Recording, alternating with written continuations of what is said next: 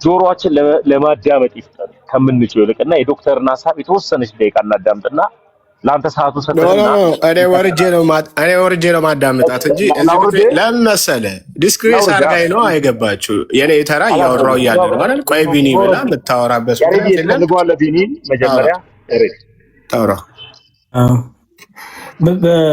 ቢኒ ትክክል አይመስለኝም። አንደኛ በዚህ መልኩ አይነት ዲስሪስፔክት በማድረግ መልኩ ቢኒ አንድ አድርግልኝ ማናገር የለበትም። ሁለተኛ ደግሞ ለምሳሌ እነሱ ቤት ብንመጣ ለቢኒ ቅድሚያ ይሰጣል አይደለ?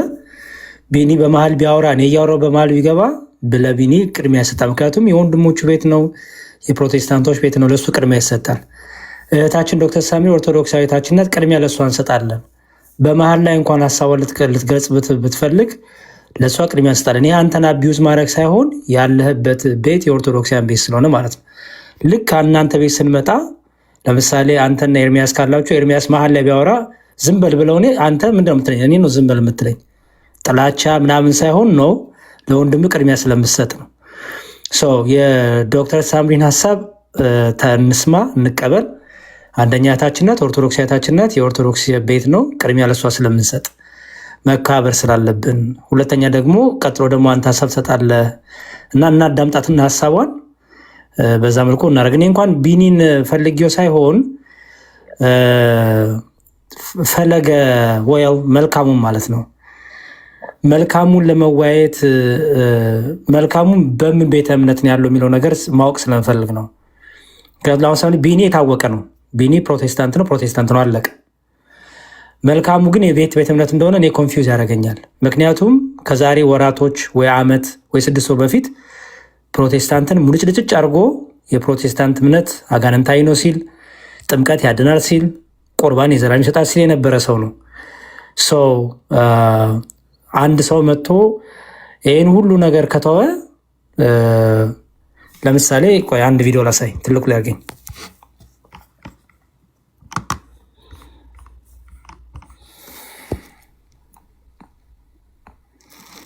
መዝሙር የእሱን ቪዲዮ የምታሳይ ከሆነ እኔ እወርዳለሁ። ትችላለህ፣ መውረድ ትችላለህ። እኔ ራሴ ላውርድ በክብር ያው እኔ ነኝ ያውርድ። ቀጥል ዶክተር ያሬዲ። ዶክተር አረከኝ ዶክተር ሳሚ ይቅርታሽ በጣም የለውም። እኔ ቢኒ ፈልጌው ነበር የገባሁት ሲጀመር። አሁን እንደዚህ ዲስሪስፔክት ሊያደርግሽ አይገባም። በተለይ እኛ እያለን ትክክል አይደለም። ችግር የለውም፣ ለምደነዋል። እነሱ ቤት የማያደርጉትን ነገር እኛ ቤት ሲመጡ ለማድረግ ሲሞክሩ በጣም ነው የሚገርመው። ትክክል አይደለም። ያው ተሜ ከትህትና አንጻር ነው፣ ግን አንዳንዴ መስመር ካለፈ በዛ አይነት ቶን እህቶቻችን ሊያናግር አይገባም። መውረድ ይችላል ከፈለገ መብቱ ነው። ኦኬ፣ ይሄ የፈለገ ጳውሎስ ወይም የመልኬ ዩቲዩብ ቻናል ነው እና በጣም ኮንፊውዝ ያደርገኛል ሳስበው ስለ ወንድማችን። እግዚአብሔር እንግዲህ ማስተዋሉን ይስጠው። ግን እዚህ ጋር እንደምታዩት ይኸው የምስራቹ ወንጌል ያለው ኦርቶዶክስ ተዋህዶ ጋር ብቻ ነው ይላል። የኦርቶዶክስ ተዋህዶ ጥምቀትና የፕሮቴስታንት ጴንጤ ጥምቀት ይላል። የፕሮቴስታንትን የአጋንንትና የመናፍስት አሰራር ይላል። ኦኬ፣ በፕሮቴስታንት ሕይወቱ ስለነበረው የአጋንንት እና የመናፍስት አሰራር አጋለጠ ይላል። እኔ አልገባኝም። አሁን ምንድን ነው? ከሰው ጋር ተጋጭቶ ነው? ብሶት ነው? እኔ አልገባኝም። እና ለምሳሌ እስቲ እንስማ። የተለያየ የጥምቀት አስተያየት በፕሮቴስታንት ውስጥ የተበታተነ የተለያየ የጥምቀት አስተያየት የጥምቀት ትምህርት አላቸው። የልጆች ለእግዚአብሔር የመሰጠት ቀን የሚባል አለ። የተወለዱትን ይዘው ለፓስተሩ ሄደው ይሰጡታል። ያ ፓስተር ሕፃኑን ይዞ ይኸው ለእግዚአብሔር ሰጥቻለሁ። ለምሳሌ ያመነ ሰው ድኗል፣ በቃ ምንም አያስፈልግም ትሉና እንደገና አስተምራችሁ ጥምቀትን ታጠምቃላችሁ። የክርስቶስ ትእዛዝ ነው ካላችሁ የመጀመሪያ እኮ ኃጢአት አለመታዘዝ ነው። በሌላ አብያተ ክርስቲያናት ሚኒስትሪ ተከስቻለሁ ከሰማይ ሆኖ በሌላ አብያተ ክርስቲያናት ሌላው ደግሞ ሕፃናት መጠመቅ የለባቸውም ስለማያምኑ ይላል። እንግዲህ በብሉይ ኪዳን ግዝረት ትክክሉ ተቀብለው ሕፃናት ያጠምቃል። በኢትዮጵያ ኦርቶዶክስ ተዋሕዶ ሃይማኖት ሕፃናቶች ለምንድን ነው የሚጠመቁት? ለልጆቻቸውም የተስፋ ቃል። ስለዚህ ጥምቀቱ ለቤተሰብ ጭምር ስለሆነ ቤተሰብ ሲጠመቅ ልጆችን ምን ይላሉ? ይጠመቃሉ ብላ ኦርቶዶክስ ተዋሕዶ ሃይማኖት ትናገራለች። እዛ ደግሞ ጥምቀት እና ለልጆቻችሁ ጌታ አምላክ ነው በብሉይ ኪዳን የግዝረት ትእዛዝ። አሁን ደግሞ ኤኒዌይስ በዚህ ክፍል ላይ ጥምቀት ያድናል፣ ጥምቀት ለኃጢአት ስርየት እያለ ጭራሽ የፕሮቴስታንትን ትምህርት የውሸት ትምህርት ነው እያለ ይናገራል። ይኸው እዚህ ጋር የምስራቹ ትምህርት ለኦርቶዶክሲያን ብቻ ይላል። እዚህ ጋር ደግሞ የፕሮቴስታንት አጋንንታዊ የእግዚአብሔር ልጅ ልታጠፋን አይደለም ብሏል። ሰይጣን እኮ ያምናል። ምን ይላል? ይኸው የቀድሞ ፓስተር የፕሮቴስታንትን የአጋንንትና የመናፍስትን አሰራር አጋለጠ ይላል። በጣም ግራ የገባኝ ነው። ስለዚህ ከመልኬ ጋር መወያየት ካስፈለገ ምንድን ነው የሚሆነው? አንደኛ ቤተ እምነቱን ሊለይ ይገባል። ይህ ቤተ እምነት ተሐድሶ ነው፣ ጴንጤ ነው፣ መስቀል ስላንጠለጠለው ኦርቶዶክሳዊ አይባልም። እኔ ዲያቆን የምሆነው ኦርቶዶክሳዊ ትምህርት ውስጥ ብቻ ካለው ነው። ከኦርቶዶክሳዊ ትምህርት ከወጣው አቶ ያሬድ ነው የምባለው። ዲያቆን ያሬድ የሚባል ነገር የለም። ስለዚህ ዝም ብሎ መስቀል አንጠልጥሎ ከሆነ ሰው ጋር ሲጋጭ ወይ የሆነ ብሶት ሲመጣ ወይ የሆነ ነገር ሲቸግር ዝም ብሎ ግራ መጋባቱ እሱ ብዙም ስለማያዋጣ የሚሻለው ምንድነው? ቤተ እምነቱን ይለይ። እዚህ ጎራ ነኝ እዚህ ቦታ ነኝ ይበል። ተሐድሶም ከሆነ ተሐድሶ ነኝ ይበል፣ ምንም ይበል። ኦርቶዶክስ ነኝ ማለት ግን አይችልም። ምክንያቱም ኦርቶዶክስነት በኦርቶዶክሳዊ ትምህርትን ኦርቶዶክሳዊ ዶግማን ቀኖናን መቀበል ማወቅ ማመን ስለሆነ የቤተክርስቲያናችን የእምነት መጽሐፍ አለን። እኛ እምነታችን የገለጥበት የእምነት መግለጫችን ለምን ይላል? በአንዲት ጥምቀት እና ኃጢአት በሚሰረይባት በጥምቀት እናምናለን፣ የጌታ ስጋና ደም ለኃጢአት ስርየት ብላ በእምነት መግለጫው ላይ አስቀምጣለች ቤተክርስቲያኗ። ኦኬ፣ አንድ ሰው ተነስቶ ጥምቀት አያድንም ቢል ከዛ ኦርቶዶክስ ነኝ ቢል ይሄ ድራማ እየሰራ ነው። ይሄ በስንቱ ይባላል፣ ሌላ ቁጥር 2 በስንቱ እና እንደዛ ከሚሆን አቋም ይታወቅ፣ ቤተ እምነቱ ይታወቅ፣ ከዛ በኋላ ውይይት ይደረጋል ተሜ እንጂ ለአንዳንድ ሰዎች ሚዲያ መስጠት እድል መስጠት በቃ እንዲያው ለራሳቸው አጀንዳ እኛም ግብአት መሆን አይጠበቅብንም ብዬ አምናለሁ። ሚዲያው ብዙ ነገር አስተምሮናል። ሰዎች ፍሊፕ ባረጉ በተቀያየሩ ቁጥር ምን እንደሚፈልጉ ሳያውቁት የሚፈልጉት ነገር እየተቀያየረ እምነትን ሃይማኖትን ዝም ብለው በቃ እንደ እንትን ሲቀያይሩ ከዛ ደግሞ ኦርቶዶክስ ነን ያለው ደግሞ በቃ ስግጥ ማለት ሰግጥ ለዛ አይሰራም። እና ይሄንን በደንብ ብናውቅ ጥሩ ነው ብዬ አስባለሁ። መልኬ የት ነው ያለው? ፈለገ ጳውሎስ የሚለው ስም ትክክል አይደለም። የጳውሎስ ፈለግ የተከተለ የጳውሎስን መንገድ የተከተለ ጳውሎስ እንደዚህ ሆኖ ያውቅ እና መልኬ ቤተ እምነቱ ይለይ። ከዛ በኋላ ውይይት ይደረጋል። እንደ ጴንጤ ወይ እንደ ተሐድሶ እንየው፣ ከሁለት አንዱ አይተ ነው የቤተ እምነቱን ማስረጃ ይዞ መጥቶ የቤተ እምነቱን መግለጫ ይዞ መጥቶ እኛ ደግሞ የኦርቶዶክሳዊ እምነታችን ይዘን መተን መቀጠል እንችላለን። ያለበለዚያ ግን ዝም ብሎ ኦርቶዶክስ ነኝ ኦርቶዶክስ ማለት እሱ የቀረበት በጣም ያለፈበት ስታይልም ነው ሙድም ነው እና አፕግሬድ ማድረጉ ጥሩ ነው። ይህን ለማለት ይቅርታ ዶክተር ሳምሪ ካስቆየ ያሬዲ ለሳምሪ ድል ሰጣታለሁ። እኔ ትላንትና እንዳጋጣሚ ሆኖ ሌሊት ላይ ኤርሚያስ ጋር ገብቼ ነበር። ያቆይ ገብቼ ጥምቀት ወንጌል ነው የሚል ነበር እሱ እዛ እየተወያየው ነው የመጣው። ከአንተ ጋር ካላወራው ነው ሲጀምር ፕሮቴስታንቶች ሊሰሩ የሚፈልጉትን ፖለቲካ ይታወቃል።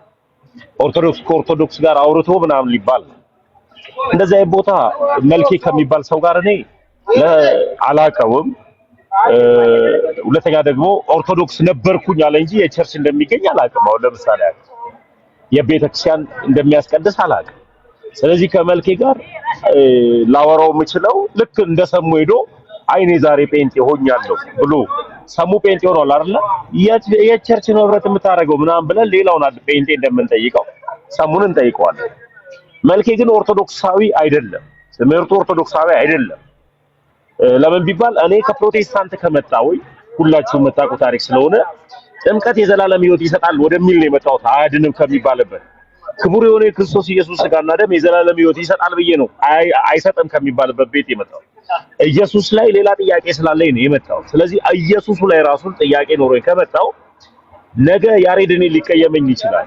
ፈለገ አትናቴዎስ እኔን ሊቀየም ይችላል። እነ አኬ እነ ልደት ሊቀየሙኝ ይችላል። እነ አኬ እነ ልደት ሁሉም እኔን አኮረፉ ብዬ ሃይማኖቴን ልቀያየር አልችልም። እውነት ገብቶን ከመጣን ከእውነት ጋር ነው መቆም ያለብን።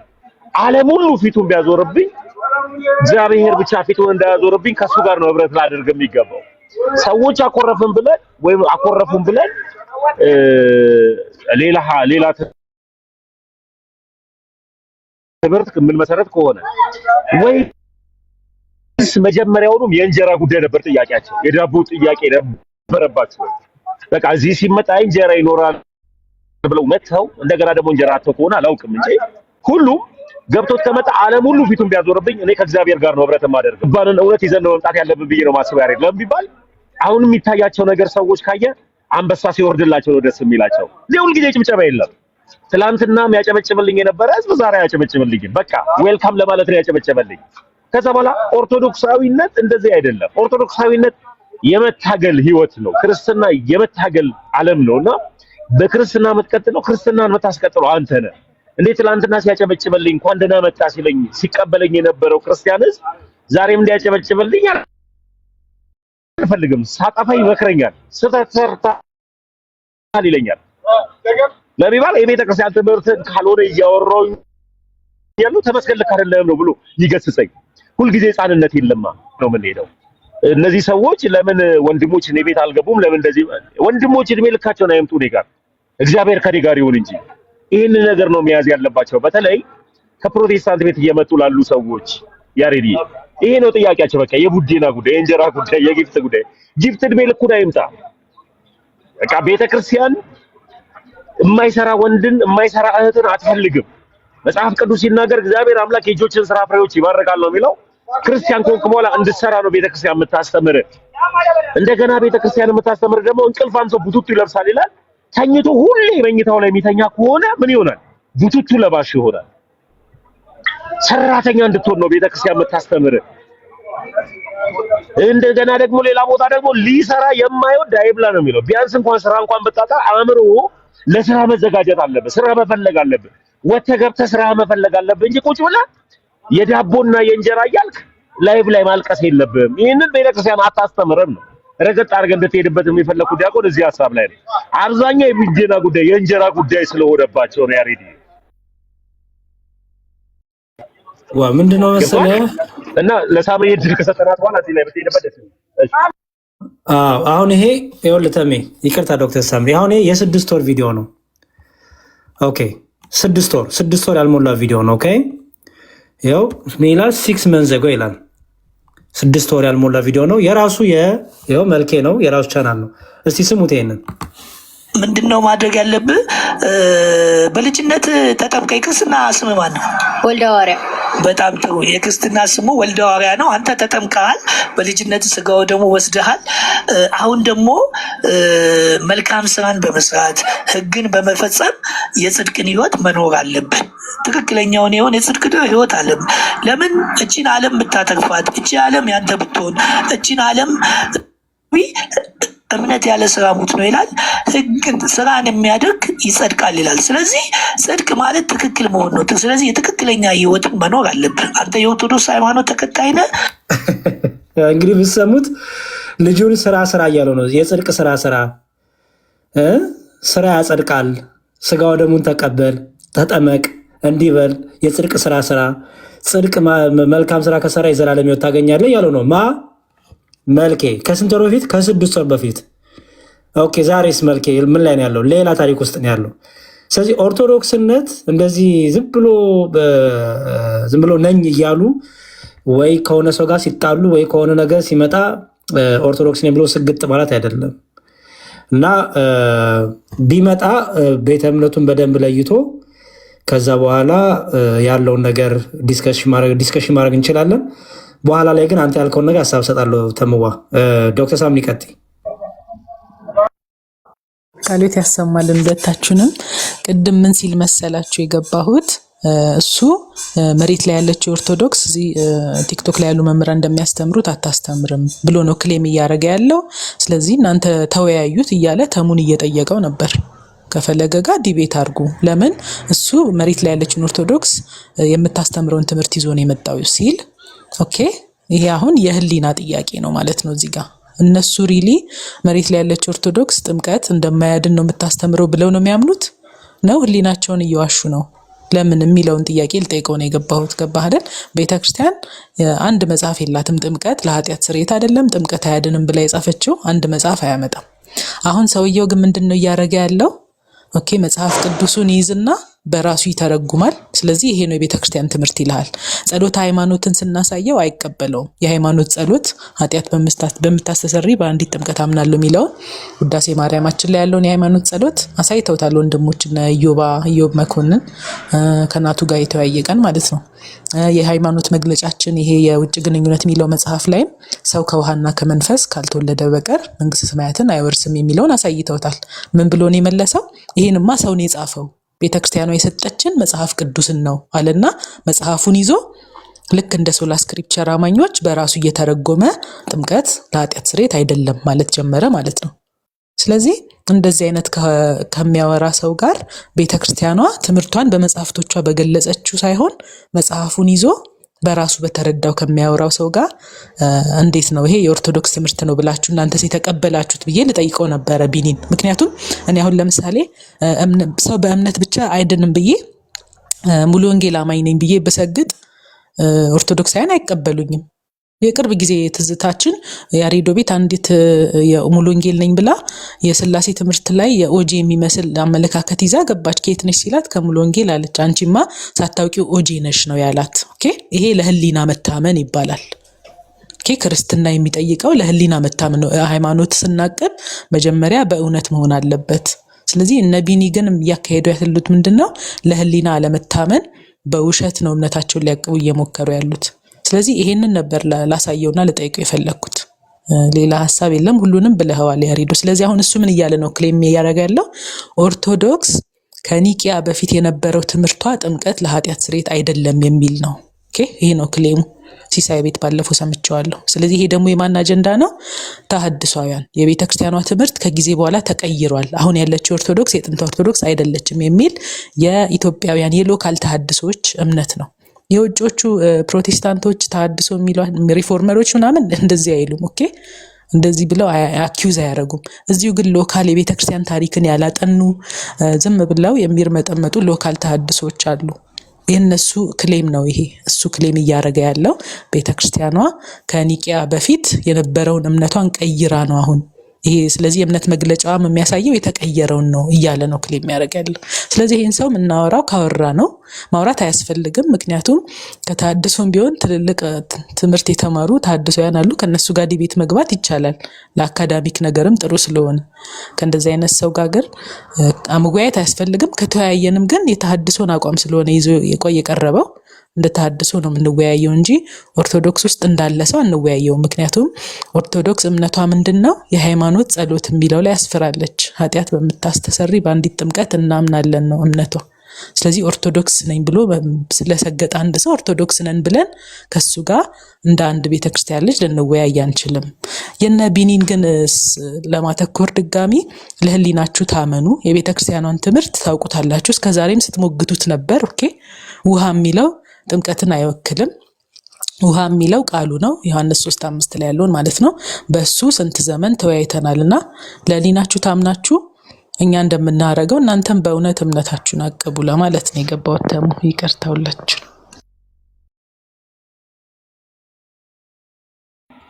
ዶክተር ቃለ ሕይወት ያሰማልን። ያሬዲ እኔ የሄድኩበት ሀሳብ ላይ እንድትሄድበት ፈልጌ ነው። ለምን መሰለህ? ነገ እኔ ራሴ አሁን በአሁኑ ሰዓት ላይ ሰው ዛሬ ያወራውን ነገ እየደገመው አይደለም። ጥምቀት ያድናል ብሎ ሲከራከር የነበረ ሰው ዛሬ ነገ እኔ ጋር ራሱ እንደዚህ አይነት ነገር ለምን ማንም ሰው አይምጣ። በቃ ገብቶ ከመጣ ከእግዚአብሔር ጋር ነው መቀጠል ያለበት።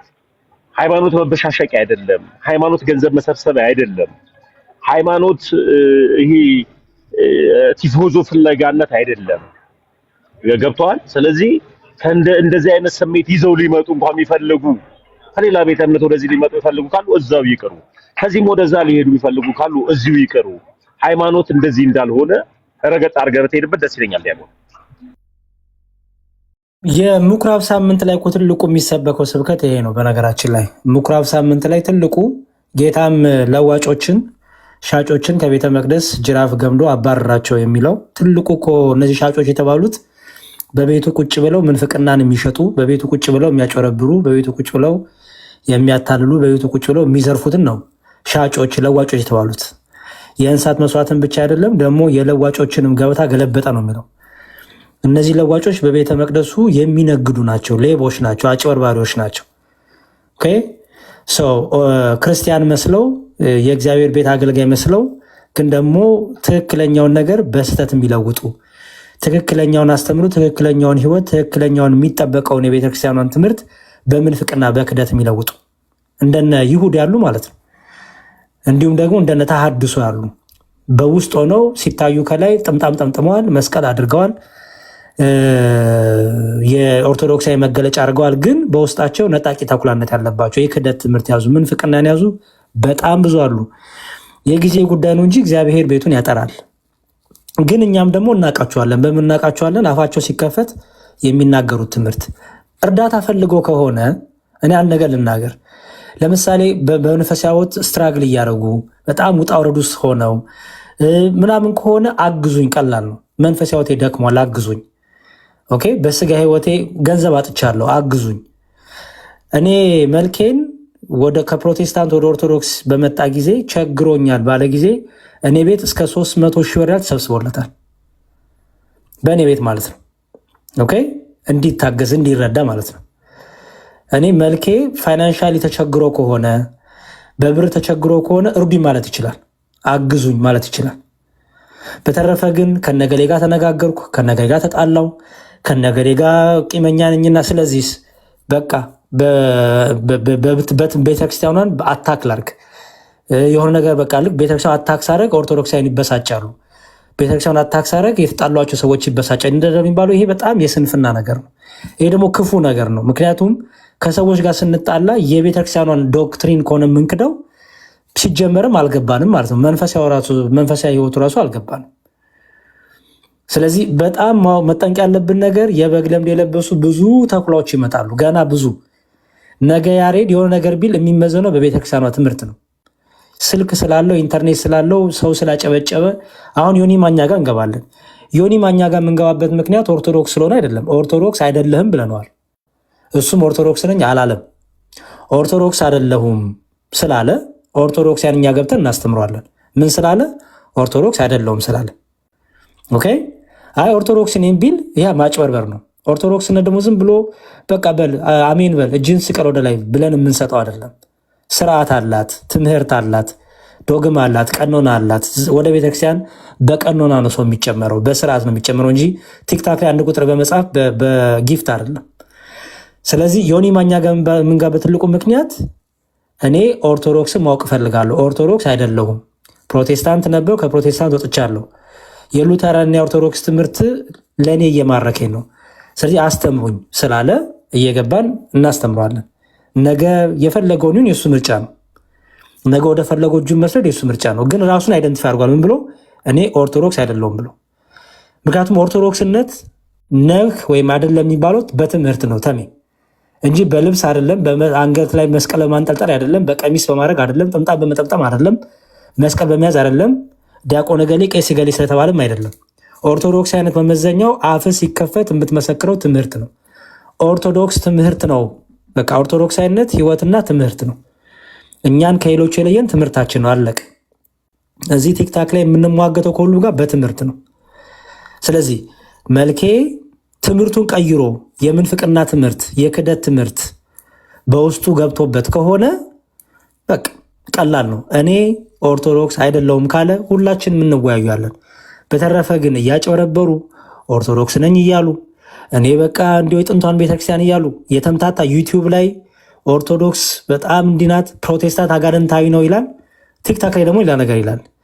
ስለዚህ እኔ መበሰጫጨት መበሻሸቅ ውስጥ ገብቶ ከሆነ እግዚአብሔር ይርዳው። እግዚአብሔር ልቡን ይፈውሰው።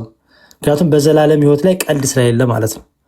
በተረፈ ግን ተምጓ ለነጋዴዎችና ለለዋጮች ከኔም ጭምር በእግዚአብሔር ቤት በመዝረፍ የእግዚአብሔርን ቤት በማራቆት ክርስቲያኖችን በማራቆት በማጭበርበር በገንዘብም ሊሆን ይችላል፣ በንግግርም ሊሆን ይችላል፣ ሐሰተኛ ትምህርት በመንገር ሊሆን ይችላል። ኦኬ፣ በእነዚህ ሁሉ ለምናጠፋቸው ነፍሶች ጌታ ይጠይቀናል። ጌታ ጅራፉን ገምዶ ከቤቱ ይጀምራል። የጊዜ ጉዳይ ነው።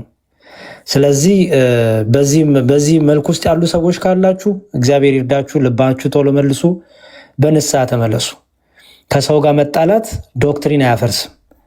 ከነገሌ ጋር መጣላት የኦርቶዶክስ ተዋሕዶ ሃይማኖትና ዶግማ እና ቀኖና ትክክል አይደለም አያስብልም።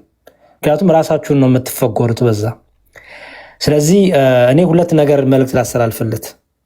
ንስሐ ገብቶ ወደ ቤተክርስቲያን ይመለስ ከሆነ ቤተክርስቲያን በሯ ሁሌም ክፍት ነው። አይ ዝም ብዬ ስግጥ ብዬ ድርቅ ብዬ መስቀል አስሬ ኦርቶዶክስ ነኝ እያልኩኝ ግን የምንፍቅና ካባይን የምንፍቅና ትምህርቴን የክደት ትምህርቴን አወጣለሁ ከኪሴ ካለ ግን እያረገም ስለሆነ ያን በተናገረ ጊዜ ከኦርቶዶክሳዊነት ቤት ወጥቷል፣ ከኦርቶዶክሳዊነት ህይወት ወጥቷል። ምክንያቱም ክህደት ስለሚያስወጣ ማለት ነው፣ ምንፍቅና ስለሚያስወጣ። ስለዚህ መዋየት ከፈለገ ምን እናደርጋለን? ወይ ቤተ እምነቱን ይለይልን፣ የቤተ እምነቱን መረጃ ይዞ ይምጣ። እኔ አሁን ከሱ ጋር የምዋይ ከሆነ የኦርቶዶክስ ተዋሕዶ ቤተክርስቲያኔን የቤተ እምነቴን መረጃ ይዤ እመጣለሁ። ዶግማ ይሄ ነው፣ ቀኖና ይሄ ነው ብላ ያስቀመጠችውን የኦርቶዶክስ ተዋሕዶ ቤተክርስቲያን ቤተ እምነት መግለጫ ይዤ እመጣለሁ። መልኬም የቤተ እምነቱን መግለጫ ይዞ ይምጣ፣ ያለበትን ቤተ እምነት መግለጫ ማለት ነው። ተሐድሶ ከሆነ ሙሉ ወንጌል ከሆነ ሉተሪያን ከሆነ ይዞ ይምጣ። ምክንያቱም ኦርቶዶክስ ነኝ እንዳይል የኦርቶዶክስ የእምነት መግለጫን እየተቀበለ አይደለም። ካልተቀበለ ኦርቶዶክስ አይደለም ማለት ነው።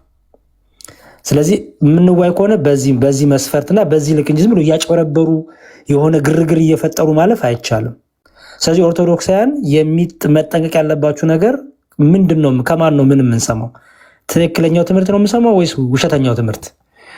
ውሸተኛውን ትምህርት ከኔ የምትሰሙ ከሆነ እኔን ብሎክ ማድረግ ትችላላችሁ። ምክንያቱም አልጠቅማችሁም ለህይወታችሁ። ስለዚህ ትክክለኛ ምንጭ ከትክክለኛ ኦርቶዶክሳዊ ትምህርት ብቻ ቅዱ። አቴንሽን ፍለጋ ከሆነ ግን አቴንሽንን መስጠት አይጠበቅብንም። ተምዋ አቴንሽን ፈልጎ ከሆነ ምን ከሆነ እኛ ሞኞች ጅሎች አይደለንም። ቤተ እምነቱ ለይቶ ከመጣ እንወያዩዋለን። በተረፈ ግን ዝም ብሎ በቃ ስለሱ እንድናወራ መልኬ እኮ በዚህ ምክንያቱም በዚች ዓመት እንኳን አባ ዮሐንስ የሚባሉትን አባት በቃ ከስለሳቸው ሲከራከር እሳቸው በዚህ ገብተው እዛቸው የታወቀ ነው የነበረው ሂደት። ኦኬ የሆነ ጊዜ ላይ ጴንጤዎችን አልዳናችሁም፣ አጋንንት አለባችሁ፣ የአጋንንት እምነት ነው ሲል፣ ጴንጤነት አያድንም ሲል፣ አጋንንታዊ ነው ሲል፣ 20 ምናምን ዓመት በአጋንንት በጴንጤ አሰራር ውስጥ ነበርኩ ሲል፣ አሁን ደግሞ ተመልሶ ደግሞ ጥምቀት ያድናል ለኃጢአት ስርየት ሲል ከ6 ወር በፊት ከዓመት በፊት አሁን ደግሞ ተመልሶ ደግሞ እዚሁ ከአንድ ወር በፊት እንኳን ፖስት ያደረገው ዩቲዩብ ላይ ለጽድቅ ለዘላለም ህይወት ለሚገኝ የዘላለም ህይወት ስራ እያለ ለሰው ሲመክር እንደ ፕሮቴስታንቶቹ ኢየሱስ እያልክ እንዳትሸወድ እያለ ሲመክር የነበረ ሰው ተመልሶ ደግሞ አይ ኦርቶዶክስ ምናምን ካለ ይሄ በጣም ቀልድ ነው፣ ድራማ ነው የያዘው ማለት ነው። ወይ የሚፈልገው ሌላ አጀንዳ አለው፣ ወይ ግራ የገባው ነገር አለ፣ ወይ ደግሞ አቴንሽን ይፈልጋል። ይሄ ግልጽ ነው። በቃ እዚህ ቲክታክ ላይ ሁላችን የምንደባበቀው ነገር የለም። ስለዚህ ልማር፣ ጥያቄዎች አሉኝ፣ ግራ የገባኝ ነገር አለ ካለ በራችን ክፍት ነው፣ መጥቶ መጠየቅ ይችላል። ኦኬ አይ እኔ ዳርዤ ስግጥ ብዬ ኦርቶዶክስ እያልኩኝ ምንፍቅና ይናገራለሁ ካለ ግን ኦርቶዶክስ የሚታወቀው በትምህርቱ ስለሆነ መናፍቅ የክህደት ትምህርት ብለን ከተለዩት ከፕሮቴስታንቱ ወይ ከተሐድሶ ወገን አድርገን ከሱ ጋር ያለን ነገር በደንብ ግልጽ አድርገናል ኦልሬዲ እና በዛ መልኩ ቢሆን ጥሩ ነው ብዬ አስባለሁ። ተመዋ አመሰግናለሁ። ብዙም አቴንሽን መስጠቱ ግን ተገቢም አይመስለኝም። እግዚአብሔር ይስጥልኝ። ተገቢ አይደለም። ያሬድ ቃለ ሕይወት ያሰማልን፣ ዶክተር ቃለ ሕይወት ያሰማልን። እኔ አቴንሽን መስጠቱ ተገቢ ነው ብዬ አላስብም። በቃ ድንገት ሀሳቡ ስለመጣ ነው። ግን በቃ ጠንከር ያለ ነገር ለመናገር ያሬድ እግዚአብሔር ይባርከው እንዲያውም አላቅም ነበረ ቸግሮኛል ብሎ ጠይቆ እርዱኝ ብሎ 300 ሺህ ብር በአንድ ቤት ከተሰበሰበለት ኢትዮጵያ ውስጥ እስካለ ድረስ ወርደ ሊስትሮ ትሰራለህ። 300 ሺህ ብር ከተሰበሰበለት ወርደ ጀበና ቡና ትከፍታለህ።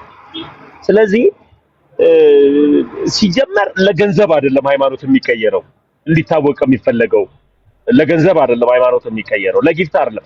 ትላንትና ተምዬ እንወድሃለን ያሉ ሰዎች ዛሬ ላይ እኮ የኦርቶዶክስን ትምህርት ትንሽ ሸፈፍ አድርጌ ስናገር ልክ አይደለም ብለው ጫን ብለው እኮ ይቆጣሉ። ልክ ናቸው። በቃ አሁን እኔ ኦርቶዶክሳዊ ነኝ።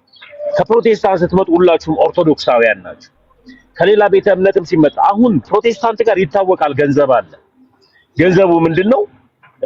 ቲክታክ ላይ ቁጭ ብለህ ኢየሱስ ኢየሱስ ትልና እንደገና ጌም ትጫወታለህ። እኔ ደግሞ ጌም በራሱ ለኔ ቁማር ነው ብዬ ነው የማስበው። እኔ አላደግኩበትም እንደዛ አይነት ነገር። ያደግኩበት ነገር ምንድነው? በቃ ወንጌልን መስበክ ነው። ከወንጌል በኋላ አለቀ።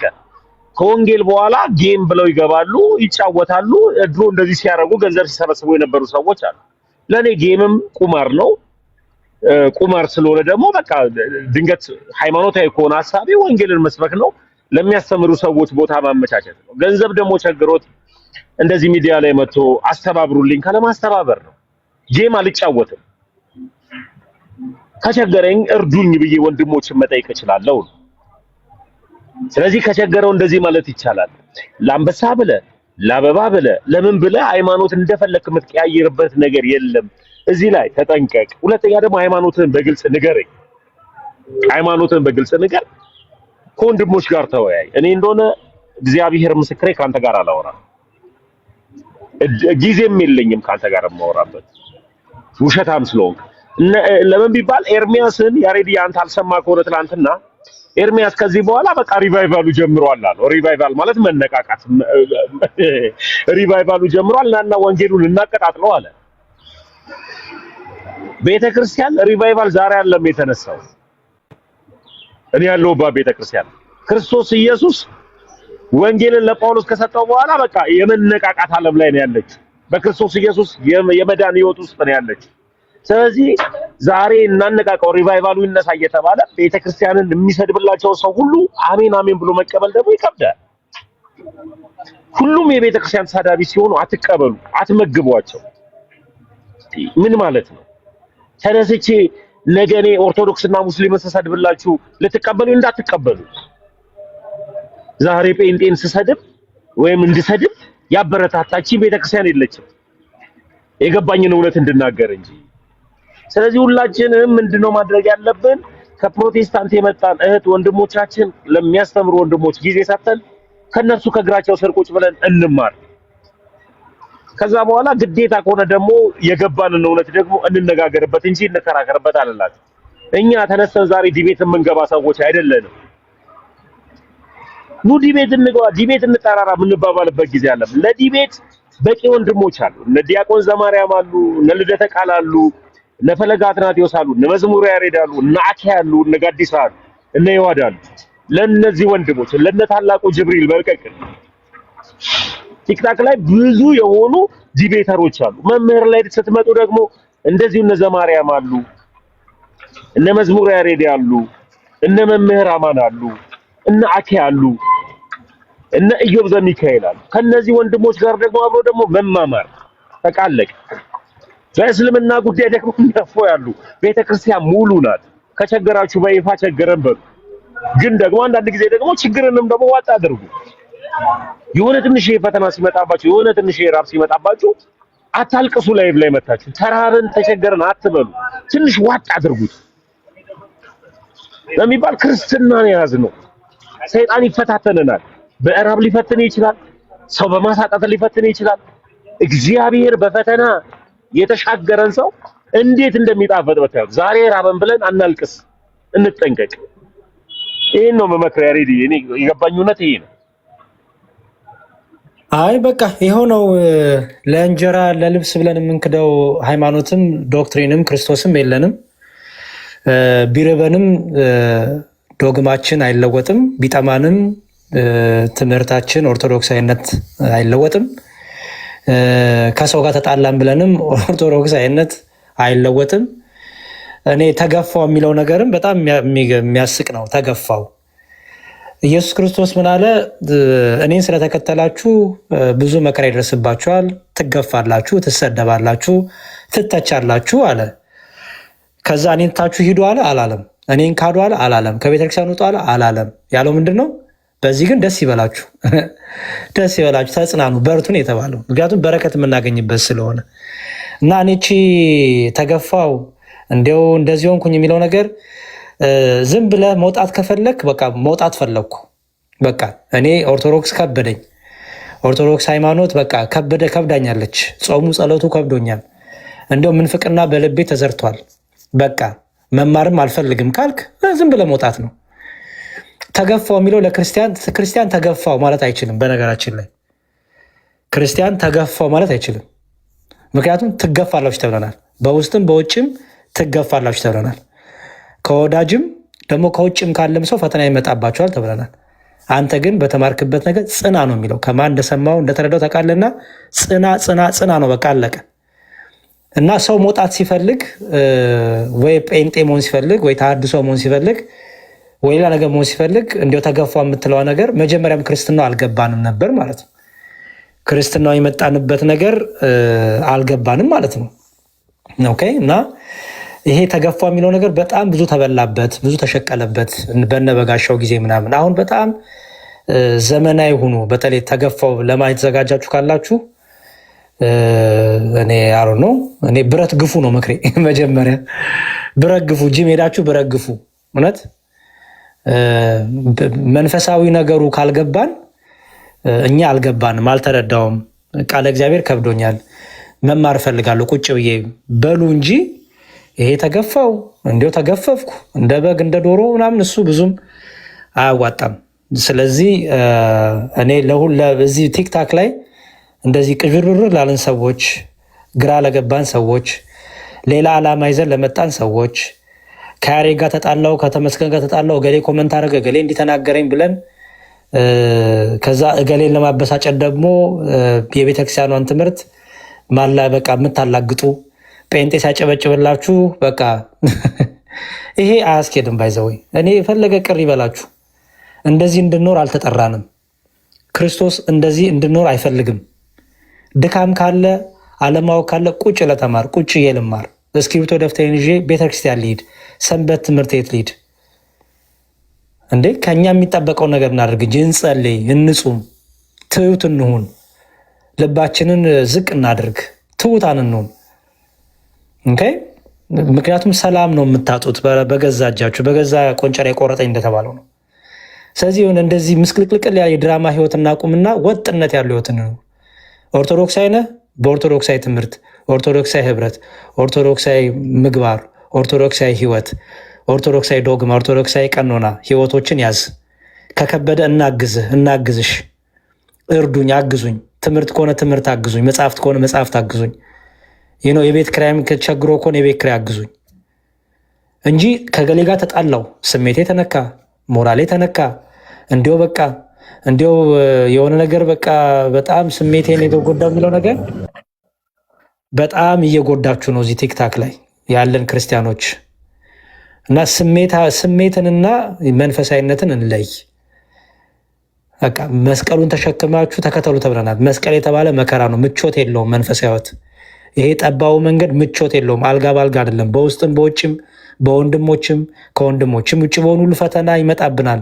በእህቶች ፈተና ይመጣብናል። በአገልጋዮች ፈተና ይመጣብናል። የተባልነው ጽኑ ነው፣ በርቱን የተባለው እንጂ አሁን ቲክቶክ ላይ ያለን ባህሪ መጽሐፍ ቅዱስ ላይ ያለው ባህሪ አይደለም፣ የክርስቲያኖች ባህሪ አይደለም። ይህን እርግጥ አድርጌ መናገር እፈልጋለሁ። እንድትወዱኝ እንድትጠሉኝም አይደለም፣ እውነቱ ነው የምናገረው። በቃ ሁሉ ነገር ሚዲያ ላይ ተመጥቶ ብሶት አይወራም። እውነት ጠንከር በሉ፣ ጀገን በሉ። በቃ የከበደ ነገር ካለ ኮኔክሽን ፍጠሩ ከወንድሞች ከእህቶች ጋር ቃለቅ እና በዛ መልኩ አድርጉ። ማጠቃላይ ሀሳብ ልስጥና ላቁም። እባካችሁ ክርስቲያኖች፣ ኦርቶዶክሲያኖች የማይጠቅማችሁ ቤት፣ ምንም ጥቅም የማታገኙበት ቤት፣ ኦኬ፣ ሐሜት፣ ቡጨቃ፣ ክፋት፣ ተንኮል፣ ምንፍቅና፣ የክደት ግን መለያ ኦርቶዶክስ ከሆነ እኔም ጭምር ኮንኩ እንደዛ ብሎክ አድርጉኝ፣ አንፎል አድርጉኝ። ምክንያቱም ለነፍሳችሁ አልጠቅማችሁም፣ ለነፍሳችሁ አረባችሁም፣ ምንም አልጠቅማችሁም፣ እንድትጸኑም አላረጋችሁም።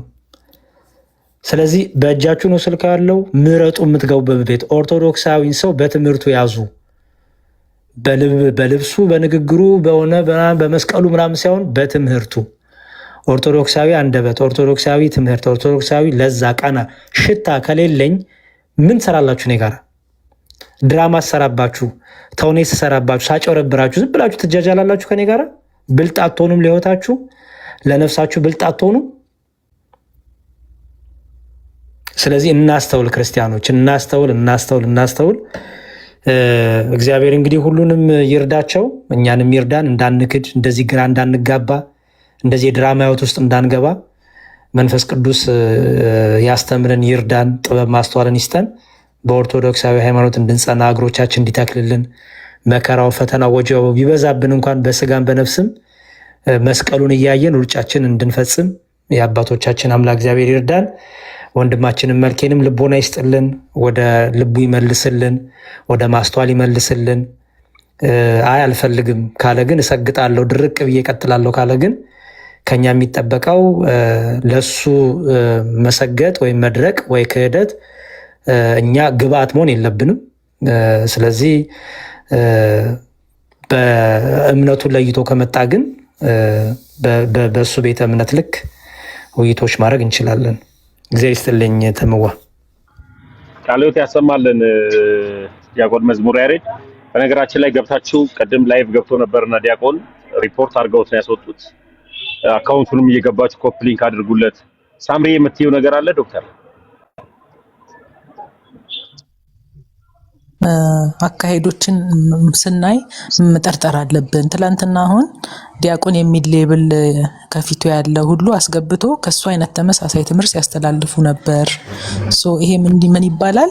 በቃ መሬት ላይ ያለችው ቤተክርስቲያን እንደዚህ ነው ትምህርቱ የሚለውን ለማጠናከር ማለት ነውና አካሄዱ ቀላል አይደለም። ባይዘው ከጀርባዬ ብዙ ሊቃውንት አሉ እንደኔ የሚያምኑ የሚልም እንትን አለ እና ይሄን ስታዩ በቃ የሆነ የተጠና ነገር እንዳለ ገምቱ። ሁላችሁም እንዲሁ ዝም ብሎ ለገንዘብ ምናምን የሚለውን እኔ እንደዛ አቅልያ ላየውምና ያው የተሐድሶ አንዱ ክንፍ ነው ብዬ ነው ማምነው።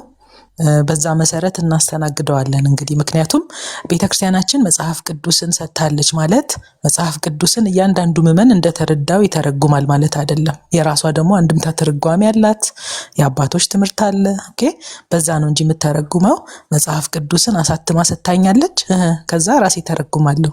ይሄንን ማን ፈቀደልህ? ኦኬ፣ ሲጀመር መጽሐፍ ቅዱስ ይዞ ራሱ እያብራራ ከቤተክርስቲያኗ ትርጓሜ ጋር የሚቃረን ነገር እያብራራ ቁጭ ብላችሁ የምትወያዩ ኦርቶዶክሳውያን ራሱ በጣም ትክክል አልሰራችሁ። ትላንትም የገባችሁ አይቻለሁ። በቃ አትወያዩ ከሱ ጋር። አይ ተሐድሶ ነኝ፣ የተሐድሶን ዓላማ ኦርቶዶክስ መታደስ አለባት እንደዛ ነው ማምነው ካለ ኦኬ፣ ተሐድሶች እንደምንወያየው እንወያያለን፣ አለቀ። ከዛ በተረፈ ገብቶ ከሱ ጋር መጨቃጨቅ አላስፈላጊ ነው። ቤተክርስቲያናችን መጽሐፍ ቅዱስን ስትሰጠን ከነ ትርጓሜውን የሰጠችን ኦኬ፣ ብቻውን አልሰጠችንም። በዛ መሰረት እንቀጥላለን። እግዚአብሔር ይስጥልኝ ሁላችሁንም። ደሙዬ ሰላም ዋሉ። ቃልዮት ያሰማልን። ይቅርታና ኮመንት ላይ ቤተክርስቲያን አቃፊ እንጂ ገፊ አይደለች የሚል ነገር ስላየው ለሱ መልስ ልስጥ። ትምህርት ነው እያወራን ያለ ነው። ትምህርት ለዩ ፕሊዝ። ትምህርትና ረቂቅ አይደለች ያሬዲ። አይ ሌላ ሰው መሰለኝ እሱን ነገርም ስላየው ነው። በቃ ይኸውላችሁ ትምህርትንና ለምሳሌ ያሬድ የምንፍቅና ትምህርት ያሬድ ይሄ ትምህርት የቤተክርስቲያን ትምህርት አይደለም። ትርጓሜያችን፣ አንድምታችን፣ የእምነታችን መግለጫ ይሄን ያህልም ስባል እሺ ብዬ ማዳመጥ ይገባኛል። አይ አላዳምጥም፣ እኔም ማምነው እንደዚህ ነው ካሉ የራሴን ትርጉም ነው ያመጣሁት። የራሴ ትርጉም ደግሞ ከየት መጣ ሲባል ከፕሮቴስታንት ከሆነ የፕሮቴስታንት እምነት ይዣለሁ ማለት ነው። ኦኬ። ስለዚህ አይ ይሄ ምንፍቅና ነው ይሄ ክህደት ነው ማለት መግፋት አይደለም። የፕሮቴስታንትን ትምህርት እያቀነቀንክ ጥምቀት አያድንም እያልክ የጌታ ስጋና ደም ምንም አይጠቅምም እያልክ የዘላለሜት አይሰጥም እያልክ ጥምቀት የዘላለሜት አይሰጥም እያልክ ከዛ በኋላ ኦርቶዶክስ ነኝ ልትል ነው። ከዛ ተገፋው ልትል ነው። ይሄ ምንፍቅና ነው ክህደት ነው ስል ተገፋው ልትል ነው። ስለዚህ ተገፋው የምትል ይሄ አቃፊነት ትምህርት ላይ ቤተክርስቲያን ምንም የምታመቻቸው ነገር የለም። ይሄ የብሔር ብሔረሰቦች ስብሰባ አይደለም። እኛ ጴንጤ አይደለንም፣ ባይዘው እኛ ፕሮቴስታንት አይደለንም። ልዩነታችን ውበታችን ነው። ችግር የለውም። ዋናው ኢየሱስ በል እንጂ ኢሴንሻል እና ነን ኢሴንሻል እያልክ ለየው እንጂ ምንም ችግር የለውም። በሌላ ነገር ብንለያይም ኢየሱስ የሚባል ነገር እኛ ጋር አይሰራም። ባይዘወይ ስለ ትምህርት ነው የምናወራው እንጂ ስለ ሰዎች ድካም፣ ስለ ግለሰብ ኃጢአት አይደለም። የግለሰብ ኃጢአት ማቀፍ ግዴታችን ነው። ተሙ ዝሙት ቢሰራ ተሙን ማቀፍ መሸከም፣ ነውሩን ድካውን መደበቅ ግዴታ ነው። ተሙ ግን ምንፍቅና ቢናገር ግን መደበቅ አግባብ አይደለም። እንዲሁም እንትኑ ምንድን ነው የሚለው ፍትሐ ነገሥታችን በምንፍቅናው ይተባበራል ነው የሚለው ቃል አዋዲውም ቢሆን። ስለዚህ በምንፍቅና በተለይ ጥምቀት አያድንም እያልክ ከዛ እኔ ምንድን ብዬ ነው የምተባበር? እስቲ ንገረኝ። ጥምቀት እንደሚያድን ቤተክርስቲያኗ እየተናገረች መጽሐፍ ቅዱሱ እያስተማረ እንደ ጴንጤ መተህ የጴንጤን ዓላማ ይዘህ የጴንጤን አንደበት ይዘህ ካናገርከኝ አይ በቃ ቤተክርስቲያን አቃፊ ናት፣ ስለዚህ በቃ እኔ ጥምቀት አያድንም እያልኩኝ ልሂድ። ስለዚህ የማይባል ነገርም አትበሉ። እሺ የማይባል ነገር አትበሉ። ለማንኛውም ጥያቄ ያለው ሰው ካለ ጥያቄዎቹን ማቅረብ ይችላል በጨዋ ደንብ። ጴንጤ ከሆንክ ጴንጤ ነኝ ብለህ፣ ተሐድሶ ከሆንክ ተሐድሶ ነኝ ብለህ፣ ኦርቶዶክሳዊ ነኝ ግን ደግሞ ያልገባኝ ነገር ደግሞ ያልገባህን ነገር ለማስረዳት ለማገዝ እኔም ሁላችንም ዝግጁ ነን። እኔም እማራለሁ ከእናንተ፣ እግዚአብሔር ደግሞ ይረዳናል። ተምዋ አመሰግናለሁ። ዲያቆን ወደ ሌሎች ከመሄዴ በፊት ትላንትና አንድ ውይይት ስወያይ ነበር እና በተለይ እቺ እምነት ብቻ ከምትለው ሀሳብ ላይ በደንብ አንተ እንድትሄድበት ይፈልጋለሁ። ጸጋው በእምነት አድኗቸዋልና የሚለው ጸጋው ምንድን ነው? እምነት እሺ ጸጋውስ ምንድን ነው የሚለውን እስኪ የተወሰነ ብትሄድበት። ለሚባል ፕሮቴስታንቶች ብዙ ጊዜ እምነት ብቻ ለሚለው ሀሳብ ስህተት ሆኖ የሚገልጹበት ምንድን ነው? ጸጋው በእምነት አድኗቸዋልና እምነት ብቻ ነው የሚያድነው ብለው ፕሮቴስታንቶች ብዙ ጊዜ ያነሱታል። ጸጋውስ ምንድን ነው? ለምሳሌ ያክል ካላወቁ አላውቅም እንጂ አንዳንድ የፕሮቴስታንት አስተምህሮት ላይ ጥምቀትና የጌታ እራት ጸጋን የምንካፈልበት ነው ይላል። ስለዚህ ጸጋው በእምነት አድኗቸዋል የሚል ከሆነ እዚህ ላይ እንደ ቤተክርስቲያን እንዴት ብላ ነው ልታስተምረው የምትችለው? የተወሰነ ልትሄድበት ትችላለህ ያሬድ? ይሄ እኮ የታወቀ ነው ተብዋ። በራሱ ጥምቀትና ቅዱስ ቁርባን እኛ የሰው ስራ አይደለም፣ ሰው የሰራው ስራ አይደለም። ሰዎች ተሰባስበው በቃ እንደዚህ እናድርግ ያሉትም አይደለም። ጥምቀትም ቢሆን የጌታ ስጋና ደምም ቢሆን ከጌታ ያገኘ ነው። ይሄ ጸጋ ይባላል። ሁለቱም ደግሞ መጽሐፍ ቅዱስ እንደሚመሰክርልን ጥምቀትም ቢሆን ከጌታ ጋር እንደምንሆንበት ከሞቱና ከተንሳኤው ጋር የምንተባበርበት አሮጌውን ማንነታችንን አውጥተን ጥለን አዲሱን ሰው የምንለብስበት ከእናት ከአባት የስጋ ልደት ስንወለድ ከውሃና ከመንፈስ መንፈሳዊ ልደት የምንወለድበት ልጅነት የምናገኝበት ይህን ሁሉ ነው። ስለዚህ ጸጋ ነው ማለት ነው። ጸጋ ማለት ስጦታ ማለት ነው። ጸጋው በእምነት አድኗቸዋል ሲባል ተምዋ ጸጋው በእምነት አድኗቸዋል ሲል ባይዘዌ ያ ክፍል ላይ እንደዚህ ያለበት አውዳዊ ፍቹ ምንድን ነው? ከአሕዛብ የመጡ እና አይሁዶች ነበሩ። ስለዚህ አይሁዶች በግርዘት እኛ እንበልጣለን፣ እንቀድማለን፣ የቃል ኪዳኑ ተካፋዮች ነን፣ እኛ የእግዚአብሔር ሰዎች ነን አስቀድመን ብለው እነዚህ ላይ በጥምቀት ወደ ቤተክርስቲያን የተጨመሩት ላይ ይመጻደቁባቸው ነበር። ስለዚህ ቅዱስ ጳውሎስ ይህንን ነው ጸጋው በእምነት አድኗቸዋል ያለው። ኦኬ ስለተገረዛችሁ አይደለም፣ እንዲህ ስላረጋችሁ አይደለም፣ እንዲህ ስላረጋችሁ አይደለም። ይልቁንም ጸጋው የተባለው ምንድን ነው? ራሱ ኢየሱስ ክርስቶስ እኮ የአብ ጸጋ ይባላል። የአብ ኃይሉ፣ የአብ ጥበቡ፣ የአብ ጸጋው ይባላል እኮ፣ የአብ ስጦታ ይባላል እኮ ኢየሱስ ክርስቶስ። ኢየሱስ ክርስቶስ ደግሞ የእግዚአብሔር ልጅ ስጦታው ነው የሰጠን። የእግዚአብሔር ልጅ ምን አለን? ብሉኝ ጠጡኝ አለ። ኦኬ እኔ ከሰማይ እንጀራ የህይወት እንጀራ ሆኜ መጥቻለሁ፣ ጸጋ ሆኜ መጥቻለሁ ማለት እኮ ነው። ስጦታ ሆኜ መጥቻለሁ። ጸጋ ማለት ስጦታ ነው፣ በነፃ የሚሰጥ ማለት ነው።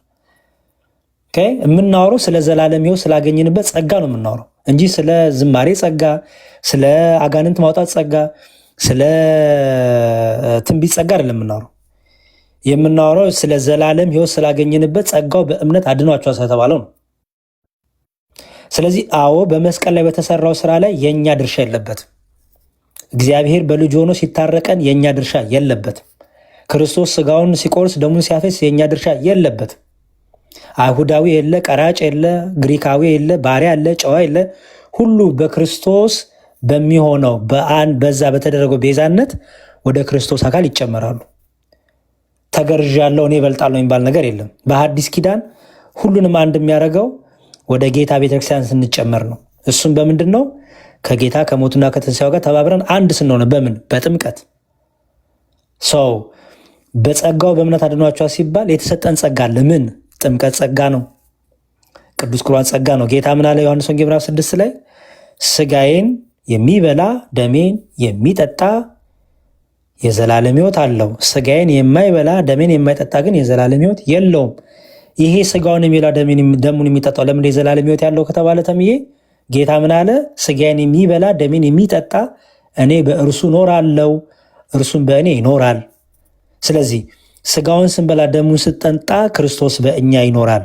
ስለዚህ የዘላለም ሕይወት አለን። ይሄ ደግሞ ጸጋው ነው። እንካችሁ ብሉ። ማቴዎስ ወንጌል ምዕራፍ 26 ላይ እንካችሁ ብሉ ጠጡ፣ ይህ ስለ እናንተ የሚቆረሰው ስጋዬ ነው፣ ይህ ስለ እናንተ የሚፈሰው የአዲስ ኪዳን ደሜ ነው። ይህ የሰጠን ይህን ክርስቶስ ነው። ስለዚህ ጸጋው በእምነት አድኗቸዋል ሲባል ጥምቀት የለም ማለት አይደለም። ጸጋው በእምነት አድኗቸዋል ሲባል ቅዱስ ቁርባን የለም ማለት አይደለም። ምክንያቱም ያለ እምነት ቁርባኑን ብትበላ ዕዳ በደል ፍዳ አለብህ። ፍርድ ያመጣብሃል፣ ያስቀጣሃል፣ እንዲሁም ከዘላለም ሕይወትም ያሳጣሃል። እሱ እንዲሁም ላንበውም እንደሚል ብዙ ጊዜ የቆሮንቶስ መልእክትን ቆርጠው ነው አንዳንድ ወንድሞቻችን የሚያነቡትና ከዘላለም ሕይወት ጋር አይገናኝም ሲሉ ስለምሰማ እሺ እንዲህ ይላል የቆሮንቶስ መልእክቱ ላይ ቅዱስ ጳውሎስ አንደኛ ቆሮንቶስ ምዕራፍ እሺ እንዲህ ይላል እናንባው። እሺ አንደኛ ቆሮንቶስ ምዕራፍ 11 ከቁጥር 27 ጀምሮ ላንብበው። ስለዚህ ሳይገባው ይህን እንጀራ ይበላ ወይም የጌታን ጽዋ የጠጣ ሁሉ የጌታ ስጋና ደም ዕዳ አለበት። ያዙ፣ ይህንን የጌታ ስጋና ደም ምን አለበት? ዕዳ አለበት። ህብስቱን የጌታ ስጋ ነው፣ ጽዋውን የጌታ ደም ነው ሳይል እየካደ እየመነፈቀ በጥርጣሬ በክደት ልብ ውስጥ ሆኖ በማሾፍና በትዕቢት ልብ ውስጥ ሆኖ ንስሐ ሳይገባ ወደ ጌታ ስጋና ደም ቀርቦ ቢበላ ቢጠጣ እውነተኛ የጌታ ስጋና ደም ዕዳ አለበት አለና፣ ሰው ግን ራሱን ይፈትን፣ እንዲሁም ከእንጀራው ይብላ ከጽዋው የሚጠጣ ሳይገባው የሚበላና የሚጠጣ የጌታን ስጋ ስለማይለይ ለራሱ ፍርድ ይበላልና ይጠጣልምና ይላል። ለራሱ ፍርድ። ይህ ጸጋ ነው፣ የተሰጠን ጸጋ ነው። ስጋው ደግሞ የተሰጠን ጸጋ ነው፣ በመስቀል የተሰጠን ጸጋ ነው፣ ስጦታ ነው። ስለዚህ ይህን ስጋና ደግሞ ስንበላ ሳይገባው ለሚበላ ለራሱ ፍርድ ይበላል ይጠጣልምና አለና፣ ስለዚህ በእናንተ ዘንድ የደከሙን የታመሙ ብዙዎች አሉ፣ አያሌዎች አንቀላፍተዋል አለ። በስጋም ይቀስፋቸዋል እያለ ነው። በስጋም ስጋ ሞት ያመጣባቸዋል አለ። በስጋ ብቻ ነው ግን ሞት የሚመጣብን? ዝቅ እንበላ። ራሳችንን ብንመረምር ግን ባልተፈረደብን ነበር አለና፣ ነገር ግን በተፈረደብን ጊዜ ከዓለም ጋራ አየው ተምዋ ምን ይላል? በተፈረደብን ጊዜ ከዓለም ጋር እንዳንኮነን በጌታ እንገስጻለን ይላል። እንዴ ከዓለም ጋር መቼ ነው የምንኮነነው? ተሜ ዛሬ ነው እንዴ? የፍርድ ቀን እኮ ነው። ከዓለም ጋር እንዳንኮነን መቼ? በተፈረደብን ጊዜ። በተፈረደብን ጊዜ ከዓለም ጋር እንዳንኮነን።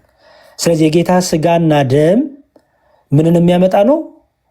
የዘላለም ሕይወትን የሚያሳጣ ነው። የስጋም የነፍስ ሞት የሚያመጣ ነው። ኦኬ። ስለዚህ ምን አለ? በስጋ የሞቱ ያንቀላፋሉ አለ። በስጋ ሞት ብቻ አይደለም፣ የጌታን ስጋና ደም ሳይገባው። እንዲሁም ቅዳሴ ላይ ዲያቆኑ ምን ይላል? ካህኑ ወደ ጌታ ስጋና ደም በንስሐ ሆናችሁ ከዝሙት ራሳችሁ ሊናችሁን አጽታችሁ ንስሐ ገብታችሁ ወደ ጌታ ስጋና ደም ቅረቡ። ይህን ሳታደርጉ ግን በድፍረት ብትቀርቡ በድፍረት ብትመጡ እኔ ለመታለፋችሁ ኃላፊነት አልወስድም ይላል። ኦኬ። ከዛ ዲያቆኑ ቀበል ሊያደርግና ይላል ይህን የካህኑን ቃል ያቃለለ ወይም የሳቀ ወይም የተነጋገረ ቢኖር ወይም በቤተ ክርስቲያን ውስጥ በክፋት የቆመ ቢኖር ጌታችንና አምላካችን መድኃኒታችን ኢየሱስ ክርስቶስን እንዳሳዘነው ይወቅ፣ ይረዳ። ስለ በረከት ፈንታ መርገምን፣ ስለ ኃጢአት ስርየት ፈንታ ገሃነመ እሳትን ይላል። ይኸው ይሄንን የቅዱስ ጳውሎስ መልእክት ይዞ ነው ዲያቆኑ ይሄን የሚደግመው። ስለዚህ የጌታ ስጋና ደም የዘላለም ሕይወት እንዲሆን የተሰጠን፣ አዎ ማን ነው ተናጋሪው? ኢየሱስ ክርስቶስ እኔ ይገርመኛል። ፕሮቴስታንት ወንድሞቻችን እንዲህ ስንት መዳኛ ነው ያሉ ይሉናል። ከኔ ጋር እኮ አይደለም እኮ የምትከራከሩት፣ ከጌታ ጋር እኮ ነው። ጌታን እኮ የተቃወምኮ ነው። ጌታ ስጋዬን ብሉ ጠጡ፣ ደሜን ስጋዬን ብሉ ደሜን ጠጡ የዘላለም ሕይወት አላችኋል። አሜን ብዬ ይቀበላሉ። እንዴ ከኦርቶዶክስ የወጣችሁት የጌታን ቃል ቤተክርስቲያን አትቀበልም ብላችሁ መስሎኝ። እንዴ ወጥተህም የጌታን ቃል እንዴት ነው የማትቀበለው? ጥምቀት ያድናል፣ ለኃጢአት ስርየት ነው። አሜን እቀበላለሁ። ወጥተህ ጥምቀት ማለት ውሃ ማለት ቃሉ ነው ትለኛለህ። ከውሃና ከመንፈስ ሲል ውሃ የተባለው መንፈስ የተባለው መንፈስ ነው፣ ውሃ ግን ቃሉ ነው። ከዛ ደግሞ ሲመጣ ደግሞ ሌላ ጥቅስ ላይ አይ ቆይ ይሄ ደግሞ እንዲህ ነው እና ጸጋው በእምነት አድኗቸዋል ሲል ከዛ የተነሳ ነው ተመዋ እንጂ ጥምቀት አያስፈልግም። ሲጀመር ጸጋው በእምነት አድኗቸዋል የሚለው ራሱ አውዱ ከምን አንጻር ተነገረ፣ ለማን ተነገረ የሚለውንም አይ ዶንት ቲንክ ወንድሞቻችን በስርዓቱ የተረዱት አይመስለኝም። እና ጥምቀት ላይ ያለው የቤተክርስቲያኗ ጥርት ያለው ትምህርት ይሄ ጥንታዊ ትምህርት ነው የምናገረው። በኒቅያ፣ በቁስጥንጥንያ፣ በኤፌሶን በእነዚህ ጉባኤዎች ላይ የጥምቀት ትምህርት ጥርት ያለ ትምህርት ነው። ጥርት ያለ ለኃጢአት ስርየት ከአብ ከወልድ ከመንፈስ ቅዱስ ልጅነት የምናገኝበት ጸጋውን የምንካፈልበት ከጌታ ጋር ብረት የምናደርግበት የጌታ ስጋና ደም ደግሞ ከተሰጠን ጸጋ መዳኛ ጸጋ ይሄውም ሌላው ነው። ስለዚህ ይህን ሲያደርግ አንድ ክርስቲያን የዘላለም ሕይወትን ያገኛል ማለት ነው። እና ጸጋው በእምነት አድኗቸዋል። በዚህ ነው የሚታየው። ተመዋ ቃለ ሕይወት ያሰማልን። ያሬድዬ ድንቅ የሆነ ሀሳብ ነው ሰው ይገለጥልኝ። በተለይ ደግሞ ሳይገባው ወይም ሳይገባው የጌታን ስጋና ደም የሚበላ የሚጠጣ ፍርድ አለበት የሚለው ሀሳብን ፕሮቴስታንቶች ብዙ ጊዜ እሷን ታች ስላፈች ይዘሏታልና ለምንድን ነው ክቡር የሆነውን የክርስቶስ ኢየሱስን ስጋ ክቡር የሆነውን የክርስቶስ ኢየሱስን ደም የምትጠጡት የምትበሉት ብለህ ስጠይቃቸው አይ በቃ ብሎ የሚያወራበት ሰዓት ላይ ነው ያለውና ሳይገባቸው ግን ለሚበሉ ሰዎች ፍርድ አለበት ይላል ቃሉ። ቃለ ሕይወት ያሰማልን። ያሬድዬ እንግዳ መቀበል እንችላለን። ያሬድ እንትን ከጥምቀትና ቅዱስ ቁርባን ሕይወትን አያሰጥ የሚል ሰው ካለ ይግቡና መናገር እንችላለን። አንዱ ያው ሚራክል ገብቷል። ሌላም ፕሮቴስታንቶች ገዝት ልከዋል። አስገባ ካልከኝ አስገባለሁ። ያሬድዬ ብንማማር ደስ ይለኛል። ችግር የለውም። እሺ የተወሰነ ነገሮችን በማር ደስ ይለኛል። እሺ ችግር የለውም። እሺ ተሞማ ሚራክል ገብቷል ወይ ቤተናታል? ወደ ጥያቄ ከመሄዳችሁ በፊት 1-2 ደቂቃ አስጡኝና ዲያቆን እስካለ ድረስ አንድ ነገር ብዬ ልውረድ፣ ጊዜ እንዳልይዝ 1-2 ደቂቃ። ያሬድ እኮ ያሬድንም ጊዜ እንተማምን እኮ ቤተናታል። እሺ ቤተናታኒም ሰላም ብያለሁ። ይቅርታ ሚዩት ላይ ሆኜ እያወራሁ ነበር። ታሙዬ ረሳኸኝ መሰለኝ። ኦርቶዶክሳዊ ቤተክርስቲያን ቶሎ መልሻለሁ እኮ ግን ጌታ አልመጣለት ይለኝ ፈርቼ ነው። እሺ ችግር የለም። አይ የተወሰነች ዲያቆንም ስላለ የተወሰነች የቤት ስራ እንዲወስዱልኝ ስለምፈልግ ነው። የመጀመሪያ የተወሰነች ፓይለት ሪሰርች ቢያደርጉልኝ በእነዚህ 2-3 ዓመታት ላይ ቲክቶክ ላይ ፓይለት ሪሰርች ቢያደርጉልኝ። ከዛ ተርሞች አሉ በጣም ማይነር የሚመስሉ ግን ላይክ እንደ ፈንድሻ እየፈኩ እየሄዱ ያሉ ተርሞች አሉ። አሁን እንዲሁ ለሚሰማው ሰው ተራ ነገር ልትመስል ትችላለች። እያደር እየዋለች ግን የምትወልዳቸው ነገሮች ብዙ ነገሮች አሉ። ተራ የሚመስሉ ቃላት ዛሬ 2-3-4 ሰው ላይ ግን በተደጋጋሚ እየመጣች ያለች ነገር ኢምፕሊኬሽኗ ትንሽ አደጋዋ የሚበዛ ይመስለኛል። እና ፍሎ ምን ይመስላል? አሁን ምንፍቅና አንዳንድ ጊዜ የሚመስለን ወይ በትምህርት ብቻ ይመስለናል፣ ወይ ቀኖና በመሻር ብቻ። በኑሮ ምንፍቅና እኮ አለ፣ በውሎ ምንፍቅና አለ። እና ምን እየተዘነጋ መጣ ዲያቆን? ስርዓተ ቤተክርስቲያን እየተዘነጋ እየመጣ ነውና ምናልባት ስርዓተ ቤተክርስቲያን ላይ እንደ ተራ ተርታ ቆርጦ ልክ እንደ አፋርማቲቭ አክሽን መውሰጃ እየመሰለ ነው ስርዓተ ቤተክርስቲያንና አንዳንዴ ከሚሰሙ ማሳያ ምሳሌ ላንሳሎት። ኦርቶዶክሳዊነቴን ማንም አልሰጠኝም፣ ማንም አይነጥቀኝም። አሁን ተራ ንግግር ትመስላለች እቺ ንግግር ማለት ነው። ነገ ተነገ ወዲያ ስሙን ይዤ መጓዝ እችላለሁ አይነት ኢንዲኬሽን አላት። ሶ ለመሰል ነገሮች እንደዚህ አይነት ቃላቶች ነገ ለተራው ለሚመስለው ሰው ቀላል ትመስላለች፣ ግን የምታመጣው የራሷ ሆነ ቫልዩ አላት ብዬ አስባለሁ።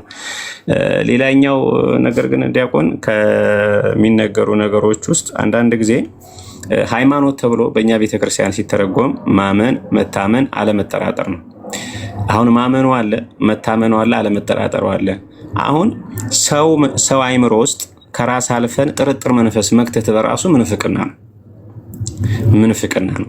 ስለዚህ ምናልባት እኔ ምክርም ቅድም ሲሰጡ ነበር በደንብ አጽንኦት እንዲሰጡ፣ አንደኛ በቀናይነት ብቻ ገብቶ ሰው ውይይት ባያክ ቢቻል ባይገባ እዛ ቤት፣ ካልተቻለ ደግሞ በቀናይነት ገብቶ ምንም አይነት ንግግር በተለይ በቂ የቤተክርስቲያን ትምህርት ሳይኖር አንዳንዴ ስሜት ያደርገናል ንግግሮቹ። ግን ባይገባ ሳናውቀው አንዳንዴ በዳይ ጸልሳንም ይሁን በሌላ የሚነሱ ነገሮች ይኖራሉ። እነዚህ ነገሮች ላይ ጥንቃቄ ቢሰጥና ምናልባት የሀገሩን በሬ በሀገሩ ነውና እንደ እርሶና እርሶን መሰል ወንድሞች ስላላችሁን እዚህ ላይ እኔ እንደ ተራ ነገር ሳይታይ ግለሰቡን ከምንፍቅናው ለይተን ትምህርቱን በደንብ እያጎላን ስርዓተ ቤተክርስቲያንን ማዕከል አድርገን ድርሻችን ምን ተነግበር አይደል ምን እናድርግ ስለሆነ እንደው እሷ ላይ የቤት ስራ ቢወስዱልኝ ዲያቆን እንደቀላል እንዳይታይ። አንዳንዱ በሳቅ ስላቅ እያየው ነው፣ እንደ ተራ ተርታ እየታየ ነው።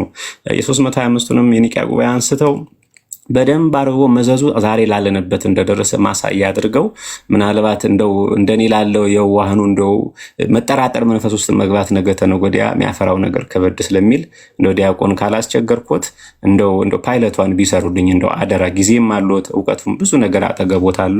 እኔ እርሶና አይልም እንደው ብዙ መስራት አቅም የለኝም። እንደው እንደ ዶሮዋ ለመጮህ ያክል ነው። እግዚአብሔር ይስጥልን፣ ይቆየው። እሺ ቤተ ናታኒ ምንም እኔ የማውቀው ነገር የለም። እኔም ተማሪ ነኝ። እኔም መማማር ነው ትልቁ ነገር። ግን ትምህርት ላይ ግን በቃ ቀልድ የለም ነው። ትምህርት ላይ እንቻቻል፣ እናስመሰል፣ በቃ እናመሳስለው የሚባል ነገር የለም። ለእኔ ፕሮቴስታንት አልዳንም፣ የዘላለም ሕይወት ውስጥ የለም። ስለዚህ ለፕሮቴስታንትም እኔም እንደዛው አይ ፕሮቴስታንት እኮ በቃ ችግር የለውም ከኔ ጋር መጥቶ ምንም ህብረት ማድረግ ይችላል፣ ምንም እዛ ሂጂ ቁጭ የማራለሁ ማለት አልችልም። ባይዘወይ ይሄ ኮሚኒቲ አይደለም፣ ያዝ ነው ሶሻል ላይፍ አይደለማ። ኦኬ ከፕሮቴስታንት ወንድሞቼ ጋር በሀዘን በደስታ በብዙ ነገር አጠገባቸው ልቆም መጽሐፍ ቅዱስም ያዘኛል፣ ግዴታ ነው። እንኳን ለፕሮቴስታንቶች አይደለም ለሙስሊሞቹም ለሚይዙትብን ለሚያርዱን እዚህ ቲክታክ ላይ ስንት ነገር ታያላችሁ። ለእነሱ እንኳን ፍቅር ስጡን የተባለው። በትምህርት ግን አይ ምንም ችግር የለውም ቁጭ በይ እዛ ሂጅ ልማር የሚባል ነገር የለም። ክርስትና ምጥንነት ስለሆነ ጥንቁቅነት ስለሆነ ምንም ችግር የለውም። በቃ ዛሬ ገሌ ፕሮቴስታንት ነው ቤቱን ይከፍታል፣ እዚያ ሂጅ እስክሪብቶ ደብተር ይዤ ሂጅ እማራለሁ። ማን ያለ እንዴ? ይሄ እኮ ህይወት ነው። አንዳችን ለአንዳችን አልዳንክም እየተባልን የዘላለም ህይወት የለህም እየተባልን ትምህርት ክስተትን ወደ ዘላለም ህይወት አወስድም እየተባልን አልነስ ድራማና ጌም ካልያዝን በዚህ ወይ ደግሞ የሆነ ሰዎችን ለማብሸቅ ምናምን የሆነ ከሰው ጋር ስንጣላ የምናደርገው በጣም ምስኪንነት አለ። አልበረታንም፣ ገና ጩጮዎች ነን። እንደምታውቁት ልባችን በጣም ትንሽ ነው። ነካ ስንደረግ በቃ ጩኸታችን አይቻልም። ጽንት ማለት ይሄ ጥብዓቱ ጭከናው የለም፣ ብርታቱ የለም፣ የጸሎት ህይወት የለም። በቃ በጣም ብዙ እንትን ውስጥ ገብተናል እና ምንፍቅና ነው። የስተትም የስተት ትምህርት ነው። አለቀ። ብርሃን ከጨለማ ጋር ህብረት የለውም። የማያምን ከማያምን ጋር ህብረት የለውም። ከአንዱ ማዕድ ከስጋ ወደሙ ካልተሳተፍን ህብረት የለንም ባጭሩ። በቃ አለቀ። አይ በኢየሱስ እኮ አንድ ነን ልትለኝ ትችላለህ። ኦኬ፣ ግን ከአንዱ ማዕድ ግን እየበላን የጠጣን አይደለም። መጽሐፍ ቅዱስ ደግሞ ያስቀመጠው መስፈርት ምንድን ነው? ከአንዱ ስጋ ከአንዱ ደም በልተን ጠጥተን አንድ ነው የምንሆነው ይላል። አንድ ማዕድ አንበላም። አንድ ስጋና ደም እየበላን የጠጣን አይደለም። ስለዚህ እንዴት ነው እኔ እናንተ አንድ የምንሆነው? በክትፎና በጎመን በእንጀራ በሽሮ አንድ ልንሆን እንችላለን። በዘላለማዊ ህይወት ምግብ ግን አንድ አይደለንም። ስለዚህ አንድ አካል አይደለንም ማለት ነው። በቃ ላስመስል እንዲው በቃ ልመሳሰል እንዲው ነገሬን ላፍሽቅ ወይ ደግሞ ነገሬን በቃ በዚህ መልኩ ካላልኩ በስተቀር እኔ ደግሞ የማላግጥበት ክርስቶስ የለኝም፣ የምቀልድበት ትምህርት የለኝም፣ የምቀልድበት ስጋና ደም የለኝም። የጌታ ስጋ በጣም አማናዊ ነው፣ ህይወት ነው እና የማሾፍበት አይደለም። እና እግዚአብሔር ይርዳንና በደንብ እስቲ ትምህርትን ብቻ ፎከስ አድርገን የግለሰቦችን ነገሮች ሳይሆን ትምህርትን ብቻ ፎከስ አድርገን ትምህርትን እንለያለን ማለት ነው። ያን ትምህርት ስንለይ ታዲያ መጽሐፍ ቅዱሳችን ይዘን ትርጓሜያችን ይዘን ለምሳሌ ጥምቀት አያድንም ካለኝ አንድ ሰው ጥምቀት ያድናል ብዬ በትምህርትና በመጽሐፌ ሞግቷለሁ። ምክንያቱም መጽሐፍ አለኝ፣ ትርጓሜ አለኝ። እንደ ግላችን መረዳት እንደ ግላችን ማሰብ የሚባል ነገር ኦርቶዶክሳዊ ህብረት ውስጥ አይፈቀድም። የግል ግልጠት የሚባል ነገር የለም። እና በዛ መልኩ እናደርገዋለን። እግዚአብሔር ያበርታን። ሁላችንም እንታገዛለን። አንዳችን እንግዲህ እየተማማርን እየተጋገዝን እንሄዳለን። ችግር የለውም። እሺ ሚራክል ሰላም ብያለሁ። ሚራክል እግዚአብሔር ይመስገን። ሰላም ላንተ ይሁን። እሺ ያሬድ ተባረክልኝ። በጣም ተረጋግተህ ነው የምታወራው። ከአንተ ጋር ማውራት ደስ ይለኛል በጣም። ከቤተ እምነት ነህ ወንድም አለ አስታውቀኝ ራስህን። ባነሳ እኔ ከወንጌል አማኝ ነኝ። ወንጌል አማኝ የሚባል ቤተ እምነትማ የለም። ተው እንጂ ወንድሜ። እንዴት ማለት የለማ እንዴ? ወንጌል አማኝ የሚባል ቤተ እምነት አለ? ስለ ቤተ እምነት ነው የማወራ። ህብረት ስለምታረግ ክርስቲያን አዲስ አበባ ምን አልከኝ? እንዴት ማለት ምን ማለት ነው? እኔ አዲስ ኪዳን ካህናት ቤተ ክርስቲያን። ኦኬ እሺ ኦኬ ገባኝ። አሁን ጥሩ እሺ። አዲስ ኪዳን ካህናት ቤተ ክርስቲያን እሺ። አይሰማህም እንዴ? የቆየ ነው የሚደርስህ? ይሰማኛል ያሬዶ። እሺ አይ በቃ ጥሩ። ስምን ማን ልበል? ሚራክል ታምሩ ብዬ ልጥራ? ታሜ ብዬ እጠራለሁ። እሺ ወንድም አለም ጥምቀት ላይ እስቲ ጥቂት እናውራ። ጥምቀትና ቅዱስ ቁርባን ላይ ስላነሳን አንዳንድ ነገሮች እስቲ ጥምቀት ላይ ያለህን ምልከታ አስተምህሮ ንገረኝ ወንድሜ። ዲያቆን ከዛ በፊት ግን ካላስቸገርኩ ቅድም ባነሳቸው ሀሳቦች ላይ ሚራክል አይ ጥምቀትና ቁርባን ላይ እናውራ ነበር ያልነው እኮ። ቁርባን ላይ ስላነሳኸው ጥያቄ ስላለኝ ነው። ከተቻለ የምትመልስልኝ ከሆነ ጥያቄ ብቻ መጠየቅ ነው፣ መከራከር አይደለም። ክላሪቲ ፈልጌ ነው። እኔ ክርክር ፈልጌ ሳይሆን ትምህርትን እንድትነግረኝ ነው። እኔም የአንተን ትምህርት ማወቅ መስማት ስለምፈልግ ነው። ስለ ቁርባን እሺ እናውራ። የአንተን ትምህርት ንገረኝ፣ የኔን ትምህርት ልንገርህ እኮ። እሱን እኔን ትጠይቀኛለህ። አንተ ስላስተማርከን ባስተማርከው ላይ ጥያቄ ሊጠይቅና ከዛ እኔን ትጠይቀኛለህ። የኔን ቪው የኔን እምነት የቤተ እምነቴን እምነት ትጠይቃለህ። ግን ባነሳቸው ፖይንቶች ላይ እኔ ሁለት ጥያቄዎች አሉ። እነርሱን መልስልኝና ከዛ ትጠይቀኛለህ እኔ። እሺ ይሁን መልካም ችግር የለም። እሺ የትኛውን ጥቅስ ነው የምጠይቀኝ? ኦኬ የአንደኛ ቆሮንቶስ ምዕራፍ 11 ላይ ሳይገባው የሚለውን ከምን ጋር ነው ያገናኘው? ከንስሐ መግባት አለበት የሚል ነገር አንስታል። ካልተሳሳትኩ በደንብ ሰምቻለሁ ብዬ አስባለሁ። አዎ ከምን አንጻር መሰለ እንደዚህ ያደረኩት? አንደኛ ለቆሮንቶስ ቤተክርስቲያን የተነገረ ነው። ይሄ ለአመኑ ክርስቲያኖች ጥያቄን ልጨርስና አንድ ላይ እንድትመልስ እንዳልገባ ጣልቃ እንዳልገባ አንድ ላይ ልጠይቅህና ከዛ አንተ ታብራራዋለህ። ኢንትራፕት እንዳላረገ ብዬ ነው። ኦኬ እንደዛም ይሆን ከሆነ ማለት ሰዎች የጌታን እራት መውሰድ ያለባቸው ወይንም ሳይገባው የሚለው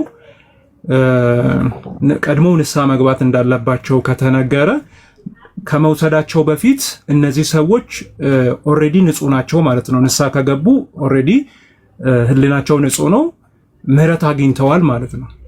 ስለዚህ ምህረት ያገኙ ሰዎች ናቸው ቀጥሎ የጌታን ስጋና ደም የሚወስዱት የሚለውን እንደዛ ማለት ነው ወይ? አንደኛው ጥያቄ። ሁለተኛው ጥያቄ እዚህ ጋር ላቁምና ማን ነው እንደዛው ላይ የተረጎመው? ይሄ አንተ ትርጉም ነው? ንስሐ መግባት አለባቸው አላልክም? እኔ ንስሐ መግባት አለባቸው ነው እንጂ ያልኩት አንተ ያልከውን እንዲህ ከንስሐ ከመግባታቸው በፊት እንዲህ ነበሩ በዚህ ወጥተዋል ብያለሁ ወይስ የአንተ ትርጉም ነው? ይሄ አንተ እምነት ነው? አልገባኝም። ንስሐ ከገቡ የኃጢአት ስርየት አያገኙም ከንስሐ በኋላ እኮ? ጥያቄ እኮ አልገባኝም። አንተ እኮ ጥያቄ አይደለም የጠየቀኝ እኮ። የጠየቀኝ እንዲህ ከሆነማ እንዲህ ማለት ነው የጠየቀኝ። ይሄ እኮ ጥያቄ አይደለም። ጥያቄ እኔ የምረዳው በዚህ ክፍል ላይ ለምሳሌ ሳይገባው የሚለውን ንስሐ ብለህ ተርጉመዋል። ምን መስቲ እንዴት ተረጎምከው? እንዴት ተረጉመው ቻልክ በለኝ እንጂ ኦልሬዲ እንትኑን ብለህ ፕሬሚስን ኮንክሉዥንን ሰርተህ እንዲህ ማለት እንዲህ ሊሆን ነው ማለት ነው ብለህ ከሆነ እኔ አልገባኝም። ጥያቄ ኦልሬዲ ኮንክሉዥን ሰራ። ያ ደግሞ የኔ ትምህርትም አይደለም። የአንተ ትምህርት እየነገርከኝ ከሆነ የኔ ትምህርት እንዲህ ነው በለኝ። የኔ አሁን ልል የፈለኩት ምንድነው ንስሐ የሚገቡ ከሆነ አንድ ሰው ንስሐ ከገባ የኃጢአት ይቅርታ ያገኛል ማለት ነው። ኦብቪየስሊ ሎጂካሊም ትክክል ነኝ አይደለም? ከዛ አንጻር ነው ንስሐ ገባ ማለት አንድ ሰው የኃጢአት ስርየት ያገኛል፣ በእግዚአብሔር ምህረት ያገኛል ማለት ነው። ስለዚህ ምህረት ካገኘ ደግሞ ምህረት ያገኙ ሰዎች ናቸው ቀጥሎ የጌታ ስጋና ደም የሚወስዱ ማለት አይደል?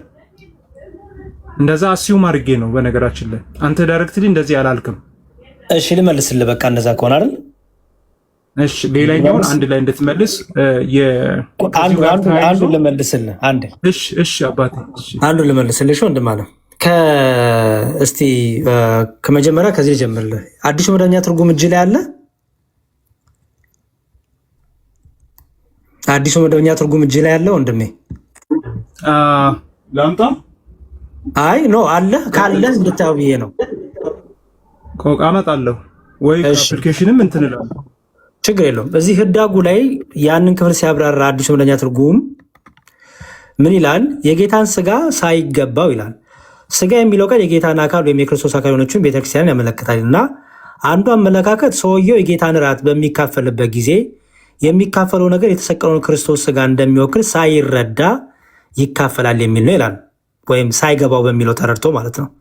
ሳይረዳ አንደኛው ነው። ሁለተኛው አመለካከት ደግሞ የጌታን እራት የሚካፈለው ሰው ቤተክርስቲያን የክርስቶስ አካል እንደሆነች ባለማስተዋል በቁጥር 21 ላይ የጠቀሰውን ራስ ወዳድነት ይታይበታል የሚል ነው። ፍርድ በማያምኑ ሰዎች ላይ የሚመጣውን ፍርድ ሳይሆን በአማኞች ላይ የሚደርሰውን እንደ ሕመምና ሞት ያለውን ቅጣት ፍርድ ነው ብሎ ያስቀምጧል። ሁለት አመላከት ብሎ ያስቀምጧል። ይኸው አንደኛው ሳይገባው የሚለውን ይዞ ሳይረዳው እውነተኛ ጌታ ስጋና ደም ይሄ የጌታ ስጋ ነው ይሄ የጌታ ደም ነው ሳይል ቢቀበለው የሚመጣበትን ፍርድ ያሳያል። ሁለተኛው ግን ይላል ሁለተኛው አመላከት ግን ይላል የጌታን እራት የሚካፈለው ሰው ሁጂዜ ክርስቲያን የተባለው ማለት ነው የሚካፈለው ሰው ቤተክርስቲያን የክርስቶስ አካል እንደሆነች ባለማስተዋል ይላል። አየው ቤተክርስቲያን የክርስቶስ አካል እንደሆነች በዛ ውስጥ ያለው ህብረት በህብስቱና በጽዋ የሚደረገው ያ የጌታ ስጋና ደም ባለማስተዋል ባለመረዳት ይሄን በማድረጉ እንደዚህ ይመጣበታል ይላል። የአዲስ መደበኛ ትርጉም ያንተ የሚያስቀምጠው ነው። የኔ መልስ ልስጥ ሁለቱንም ኮምፔንድ ታረግ ፈልጌ ነው። እሺ ለምን ንስሐ ብዬ እንደፈታሁት ላሳይህ። በስተአስተውል ወንድም አለ ምን ይላል? ይህን እንጀራ በላችሁ ጊዜ ስለዚህ ሳይገባው ይህን እንጀራ የበላ ወይም የጌታን ጽዋ የጠጣ ሁሉ የጌታ ስጋና ደም ዕዳ አለበት ይላል። ሰው ግን ራሱን ይፈትን ይላል። እንዲሁም ከእንጀራ ይብላ ከጽዋ የሚጠጣ ራሱን ይፈትን ማለት ነው ወንድም አለ።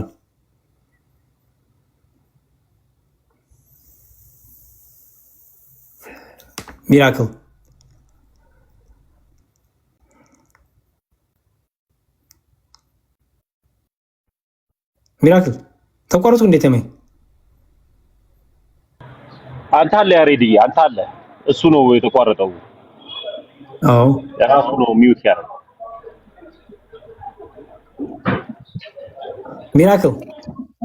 ሚራክል እሺ ሶሪ መጥቻለሁ። እንትኑን ለማምጣት ሄጄ ነበር። ኦኬ እሺ ሰው ግን ራሱን ይፈትን ይላል። አስበው። ስለዚህ ሳይገባው ይህን እንጀራ የበላ ወይም የጌታን ጽዋ የጠጣው ላይ የጌታ ስጋና ደም አለበታልና ሰው ግን ራሱን ይፈትን። ራሱን ይፈትን ማለት ነው ራሱን ይመልከት ማለት ነው። ምን ማለት ነው? ራሱን ይመልከት ማለት ራሱን ይመልከት ማለት ምን ማለት ነው? ለጌታ ስጋና ደም ያለውን እምነት አመለካከት ይህ ማለት ነው። ወይንም ለምንድን ነው ያንን ስጋና ደም የሚወስደው? የእውነት የጌታ ስጋና ደም ብሎ ነው ወይ እየወሰደ ያለው? ምክንያቱም ከላይ አውዱን አይተ ከሆነ አንዱ ይበላል አንዱ ይራባል ይላል። ሰዎቹ የጌታን ደምና ስጋ ወደ ተወሰዱት ወደ መብላት መጠጣት ምናምን የጌታ ደምና ስጋ መሆኑን ረስተውታል። ኦልሬዲ የራሳቸውን ምግብ እንደ መብላት ነው እየቆጠሩ ያሉት።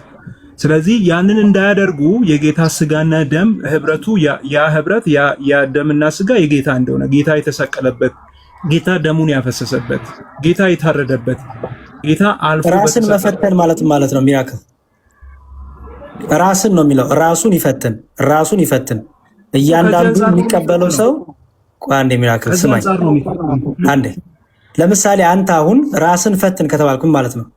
አሁን ይሄ ለአንተ ይሰራል አይደለ? ራስን ፈትን ስለ ምን በል እያልኩ ነው። ራስን ፈትን የሚለው ምንድነው? አንተ የምትረ የጌታ እራት ትወስዳለህ? በደንብ ወስዳለሁ። የጌታ እራት ከመውሰድ በፊት ራስን ትፈትናለህ? ራስን ትፈትናለህ ማለት እኔ እንጃ፣ እንደ ቃሉ ነው። ራስን ትፈትናለህ። ምክንያቱም ሰው ከተባለ ሁላችንም ነው የሚያጠቃላል። ሰው ግን ራሱን ይፈትን ተብሏል። ስለዚህ ራስን ትፈትናለህ። ያ ማለት የጌታን ስጋ ስወስድ የጌታ ስጋ አንደኛ ለኛ ለኃጢአታችን ክርስቶስ ኢየሱስ መስቀል ላይ ያፈሰሰው የታረደበት የጌታ ስጋ ያፈሰሰው ደሙ እንደሆነ በዛ መረዳት ነው ወይ እየወሰድኩ ያለው? ወንድም ላይ ከወንድም ጋር ቂም ይዘህ አብሮ ከሚያመልከው ወንድም ጋር ቂም ይዘህ ተጣልተህ የጌታን ስጋ የጌታን እራት ትወስዳለህ? አሃ ለጌታ እራት ብቻ አይደለም እኔ ቂምን ማስበው። እኔ እሱን አይደለም ያልኩ ሚራክል ወንድሜ፣ ስለ ጌታ እራት ብቻ ነው የምናወራው። አይ ስለ ጌታ እራት ነው የምናወራው። የኔ ሐሳቡን ደግሞ የጌታ እራት ላይ ያለ ነው ወንድሜ። የጠየቁ ጥያቄ መልስልኝ። ወንድምክ ላይ ቂም ይዘህ ከሰው ጋር ተጣልተህ አብረህ ህብረት ከምታረገው ሰው ጋር ተጣልተህ ቂም ይዘህ የጌታ እራት ትሳተፋለህ? ሲጀመር ለጌታ እራት ብቻ ሳይሆን እኔ ቂም ይዤ በእግዚአብሔር ፊት እንትን አልልም። እኔ እሱን እኮ አልጠየቅኩም ወንድሜ። የጠየቅኩ የጌታ እራት በምትወስድበት ቀን ነው ያልኩት። የጌታ እራት ልትወስድ በተዘጋጀበት ቀን ላይ በልብህ ቂም ይዘህ ወንድምክ ላይ እህትክ ላይ ቂም ይዘህ ቁጣ ይዘህ ቆይ ስማኝ ወንድሜ፣ እኔ ስለ እሱ አልጠየቅኩም። ተመሳሳይ ነው ለእኔ። ስማኝ ቆይ፣ እሱን አይደለም የጠየቅኩ። የጠየቅኩ እኔ የጌታን ስጋና ደም የጌታን እራት የምትወስድበት ቀን አለ አይደል? ያ ኦኬ። ለዛ ቀን ዝግጅት ታደርጋለህ አታደርግም? ለዛ ቀን ብቻ ስፔሻል ዝግጅት አላደርግም። ምንድነው ስፔሻል ዝግጅት? የለውም እኮ ምን አለ? ስለዚህ የጌታን ስጋ የጌታን እራት ስትካፈል አንዴ ቆይ፣ ሁሉ ጊዜ ምን የሚዘጋጀው ነው? የጌታ እራት ሁሉ ጊዜ ነው የምትበላው የምትጠጣው? የጌታ እራት ቀበቀን አይደለም የሚልህ። ለምሳሌ ከተሳሳትኩኝ የጌታ እራት እስከሚወስድ ድረስ አልጠብቅም። ከተጣለውም ወደው እታረቃለሁ ከሰዎች ጋር። እሺ ሰው ሳይታረቅ እሺ ተው፣ አንተ ፐርፌክት ነህ ማለት ነው፣ ጎበዝ። አንድ ከአንተ ጋር ብረት የሚያደርግ ሰው እያልኩ አይደለም ብሎ የአንተን ህይወት ስለነገርከኝ ነው እንግዲህ። ስለዚህ ለአንተ ልትቀበል ጥሩ። ለምሳሌ አንድ ሰው ቂም ይዞ በቀል ይዞ በአንተ ቸርች ወደ ጌታ እራት መምጣት ይችላል? ለምንስ መጀመሪያ ቂም ይዞ ለምን ቂም ይዛል? መጀመሪያስ ለጌታ እራት ብሎ ሁሌ ከቂም ነፃ ሚራክል ጥያቄን ወይ አውቀ ከሆነ የኔም ያንተን ምድሜ አይባክን። ለምሳሌ እኔም ብጠይቀኝ ልመልስልህ ሚራክል ልመልስልህ። ለምሳሌ እኔም ብጠይቀኝ በጣም ግልጽ ጥያቄ ስለሆነ ምን እልሃለሁ? አይቻልም እልሃለሁ። ምክንያቱም የጌታ ስጋና ደም አንዴ ልመልስልህ። አንዴ ርዕሳችን የጌታ ስጋና ደም የሚል ብቻ ነው ርዕሳችን። የጌታ እራት የሚል ብቻ ነው ርዕሳችን። አሁን የሌላ ርዕስ የለንም። ርዕሳችን ፎከስ አድርግና የጌታ ስጋና ደም ላይ ብቻ ቆይ፣ የጌታ እራት ላይ ቆይ። ኦኬ። የኔም ብትጠይቀኝ የጌታ ስጋና ደምን አንድ ሰው ሲወስድ ራሱን መፈተን አለበት? ራሱን ማየት አለበት? በምንድን ነው ማየት ያለበት? አንደኛ ዝግጅት ያስፈልገዋል። ኦኬ። የህሊና ዝግጅት ይፈልጋል። ደግሞ ቂም የያዘው በቀል የያዘው የተጣላው ክፋት የሰራው የዋሸው የቀማው ያጭበረበረው ነገር ካለ ንስሐ መግባት አለበት። በድያለሁ። እንዲሁም አላቅም ያንተን ቸርች እንጂ ብዙዎቹ የፕሮቴስታንት ቸርቾች ሲሰጡ ቪዲዮዎች ራሱ አይቻለሁ። ንስሐ ገብታችሁ ይሄን ብሉ ጠጡ ሲሉ ሰምቻችኋለሁ። ኦኬ። ያንተ ቸርች እንደዛ ካላለ ያንተ ቸርች እሱ ያንተ ነው የሚሆነው። እኔ ግን አሁንም ፎከስ አድርግና እዚህ ጋር አሁን እየጠየቅኩ ያለሁት ስለ ጌታ እራት ብቻ ነው። የጌታ እራት ላይ በአንተ ቸርች አንድ ሰው እንደፈለገ ሆኖ ንስሐ ሳይገባ ኦኬ፣ በምንም ኃጢአት ውስጥ ሆኖ ብቻ ንስሐ ሳይገባ የጌታ እራት መውሰድ ይችላል ወይስ አይችልም ነው ጥያቄ።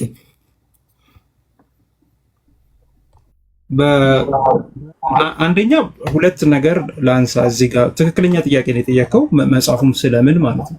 አንደኛው የመጀመሪያው ምንድን ነው? አንድ ክርስቲያን ለጌታ ስጋና ደም የሚወስድበት ቀን ብቻ ሳይሆን ሁል ጊዜም ራሱን መፈተን አለበት ብዬ አስባለሁ። ለምሳሌ ቅም ካለ ከተጣላ ፀሐይ መግባት የለበትም ነው አይደል የሚለው? በጥላችሁ ላይ ፀሐይ ይግባ። በቃ ይሄ መጽሐፍ ቅዱሳዊ ነው። ምክንያቱም የጌታን እራትና ስጋ የምንወስደው መቼስ በየቀኑ አይደለም። በየቀኑ ግን እንጸልያለን፣ በየቀኑ እግዚአብሔርን እናመልካለን። እንደዚህ መሆን የለበት። አንድ ክርስቲያን ሁል ጊዜም ከጌታ ጋር ያለውን ነገር ማስተካከል አለበት። ምክንያቱም ያመልከዋል። አንደበቱን መቀደስ አለበት፣ ሰውነቱን መቀደስ አለበት፣ ከተሳሳተ መመለስ አለበት። የጌታን ስጋና ደም በሚወስድበት ጊዜም ራሱን ማየት አለበት። ለምሳሌ ከተሳሳተ በእግዚአብሔር ፊት ንስሐ መግባት፣ የተጣላ ሰው ካለ መታረቅ መቻል አለበት። እሱን አምናለሁ። ግን ለዚህ ብቻ ይሆናል ብዬ ደግሞ እንደዛ አይነት አመለካከት ሊኖረኝ። ንስሐ ሳይገባ ቢወስድስ? ንስሐ ሳይገባ ቢወስድ ማለት አሁን እንዳልከኝ ነው። የተጣላውን ሳይታረቅ የበደለውን ሳይመልስ ቢወስድስ? ንስሐ መግባት አለበት እኮ ራሱን ይመርምር ይላል አይደለ? ቃሉ ራሱ ቢወስድስ ንስሐ ሳይገባ ቢወስድስ ነው ያልኩ። ምክንያቱም ተቀምጦልናል። እንደዚህ አድርጎ ተቃራኒ ነገር ቢያደርግ ዕዳ በደል ፍርድ አለበት ይላል። ስለዚህ ንስሐ ራሱን ሳይፈትሽ ቢወስድስ? አንድ ሰው ራሱን ሳይፈትን ግን በንስሐ ቢሆን እንዳልከው አውዱ ግን እንደዛ አሁን አውዱን በሚገባ መመልከቱ ሚሻል ይመስል። ለምሳሌ ወደ አውዱማ ቆይ ተው እንጂ እንጨርስ እንጂ መጀመሪያ እንዴ ምን ሆናል? ራሱን ሳይፈትን ራስ መፈተን ማለት አንድ ሚራክል ስማኝ ፕሊዝ። ራስ መፈተን ማለት ንስሐ መግባትም ነው አለን። ስለ ጌታ እራት ስለ ስጋው ደሙ ትክክለኛ የሆነ እምነትና አመላከት መያዝ ነው አለን አይደል? ተስማማን? በጣም ጥሩ። ንስሐ ሳይገባ ስለ ጌታ ስጋና ደም ትክክለኛ የሆነ እምነትና አመላከት ሳይዝ ቢበላ ቢቀበል ምን ይሆናል? ንስሐ መግባት አለበት እኮ የታመሙ። ኧረ እባክህ ተው። ይኸውልህ ራሱን ሳይፈትን ቢቀበል እኮ ተቀምጦልሃል እኮ። እኔ እኮ በጣም ከመጽሐፍ ቅዱስ እኮ እየተከራከርክ ያለው። ይኸውልህ ራሱን ይፈትን እንዲሁም ከእንጀራው ይብላ ከጽዋው ይጠጣ። ሳይገባው የሚበላ ራሱን ሳይፈትን የሚበላ ማለት ነው። ሳይገባው ማለት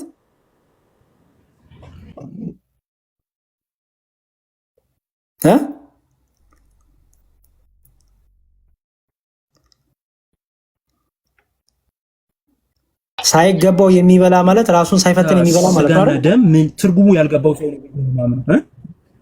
ሳይገባው የሚበላ ማለት ራሱን ሳይፈትን የሚበላ ማለት ነው አይደል? የሚበላና የሚጠጣ ማለት ነው። የጌታ ስጋና ደም የእርሱ ኃጢአት በእንጨት መስቀል ላይ የፈሰሰለት የአዲስ ኪዳን ደም ለብዙዎች ኃጢአት የሚፈስ የአዲስ ኪዳን የከበረ ደም የክርስቶስ ደም መሆኑን ካልገባው ይሄ ሰው አይገባው። በዚያም መልስልህ ሚራክል ራስን መፈተን ማለት ንስሐ መግባትን የሚይዛል። የጌታ ስጋና ደምን ደግሞ ስለኔ የፈሰሰ ደም ነው፣ ስለኔ የተቆረሰ ስጋ ነው ብሎ ማወቅ ማመን መረዳት አለበት። ራስን መፈተን ማለት እነዚህን ሁለቱን የያዘን ነው ተባባልን አይደል? ያ ግን በጣም ላይ ማለት ሞሮፍ ግን ምንም ሞሮፍ የለውም እኮ እንደሚል ሞሮፍ ብሎ አላስቀመጠማ። ይኸውልህ ቆይ አንዴ ስማኝ ሚራክል። ሞሮፍ ካልከኝ ማን ነው ሞሮፍ ብሎ ልሰማክ ነው። ልሰማክ ነው። አንዴ ስማኝ። ራሱን ይፈትን። ራሱን ካልፈተን የሚደርስበትን ነገር ነገረን። ራስ መፈተን የሚለው ደግሞ በውስጡ ምን አለው? ንስሐ አለው አለን። ንስሐ ብቻም አይደለም ደግሞ የጌታን ስጋና ደም መረዳት ማወቅ ማመን ይጠበቅበታል አለ።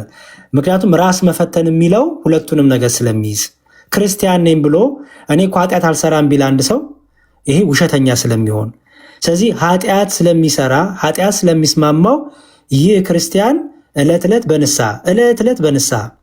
በንስሐ ይመላለሳል ብለን ተስማማን። ራስ መፈተን ማለት ራስን በንስሐ መልከት ነው።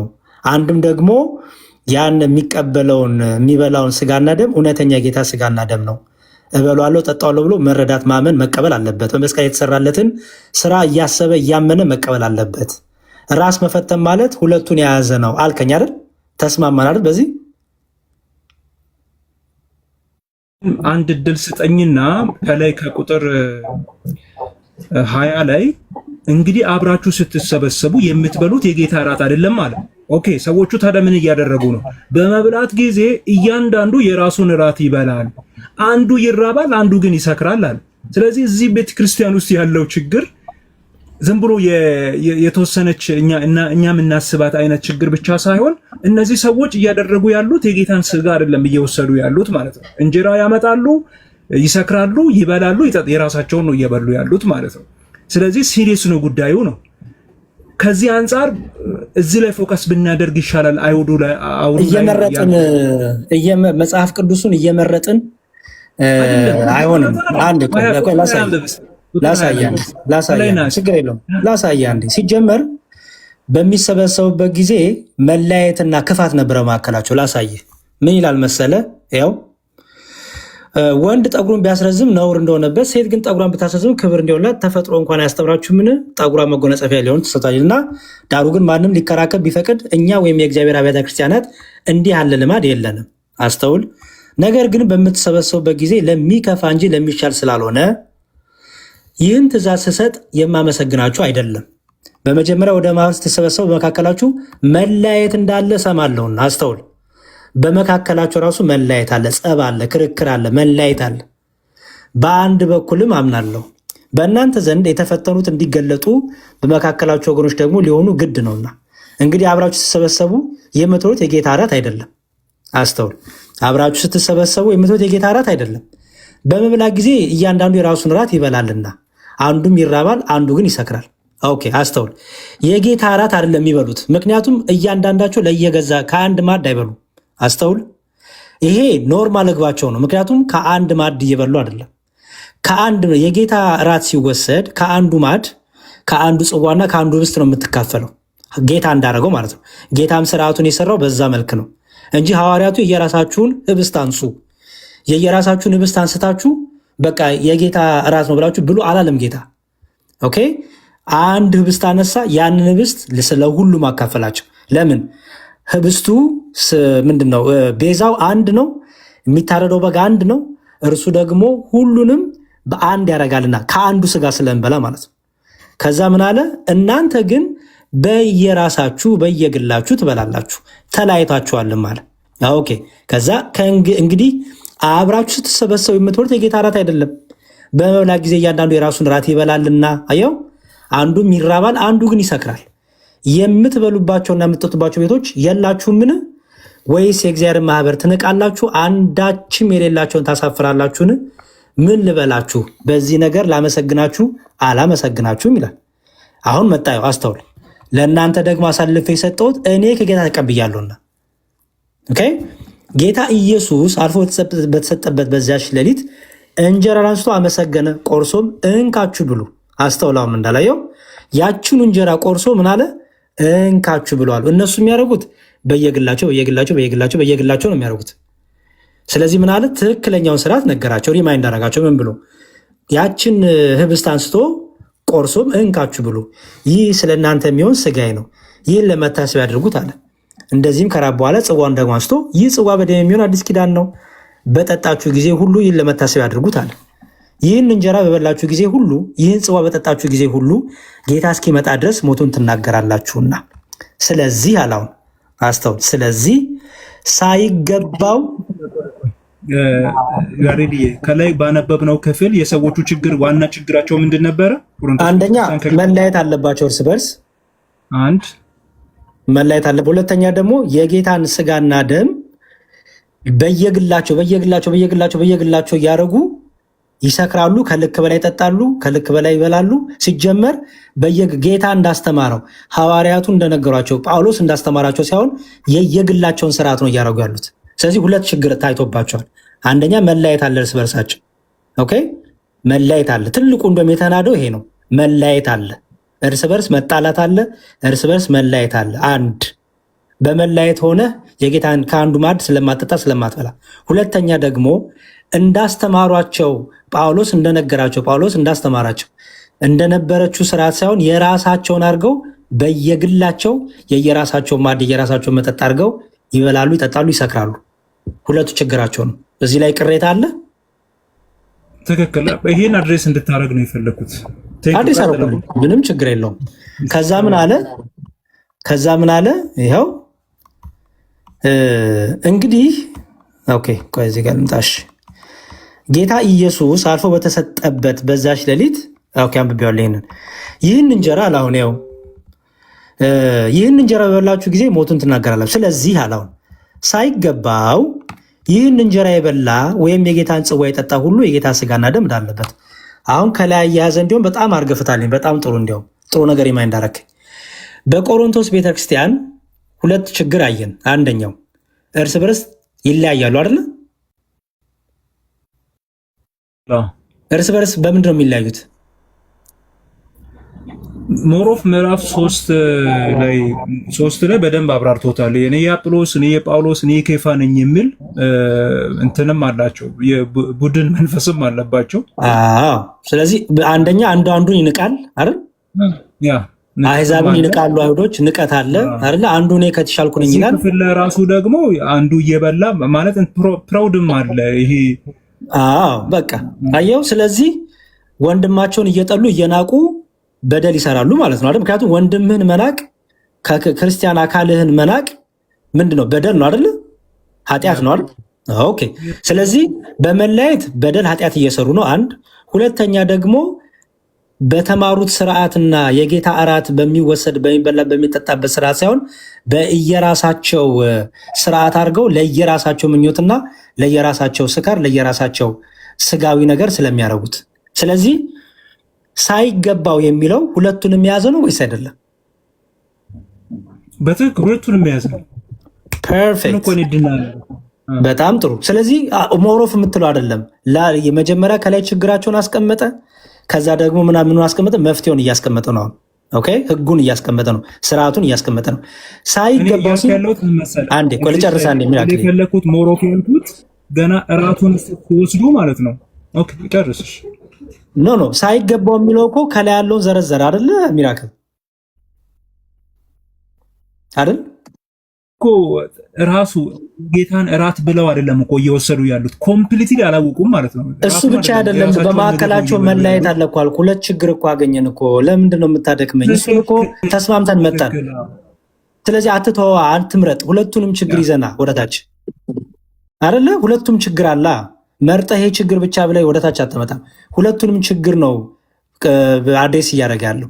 ሁለቱንም ችግር ደግሞ ሳይገባው የሚለው ሁለቱንም ችግር ውስጥ እያደረገ ያለው ወይም በሁለቱም ችግር እያደረገ ያለው ማለት ነው ወይስ አይደለም?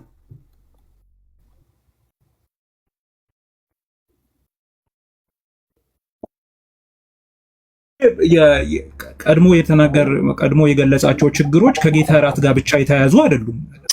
ለምን መሰል ከምዕራፍ 3 ላይም እያብራራ ነው የመጣው። የዝሙት ችግር እንዳለ ምዕራፍ 5 ላይ የአባቱን ሚስት ያገባ ሰው እንዳለ። ሚራክል እኔ እየጠየኩ ያለሁት ሳይገባው ብሎ ከጌታ እራት ጋር እያገናኘው ነው። ሳይገባው ይህን እንጀራ የበላ እያለ ነው። አሁን የምናወራው ስለ ጌታ እራት ነው። እባክህ ሳይገባው በቃ ጥሩ፣ እሱ ላይ ፎከስ አድርግልኝ።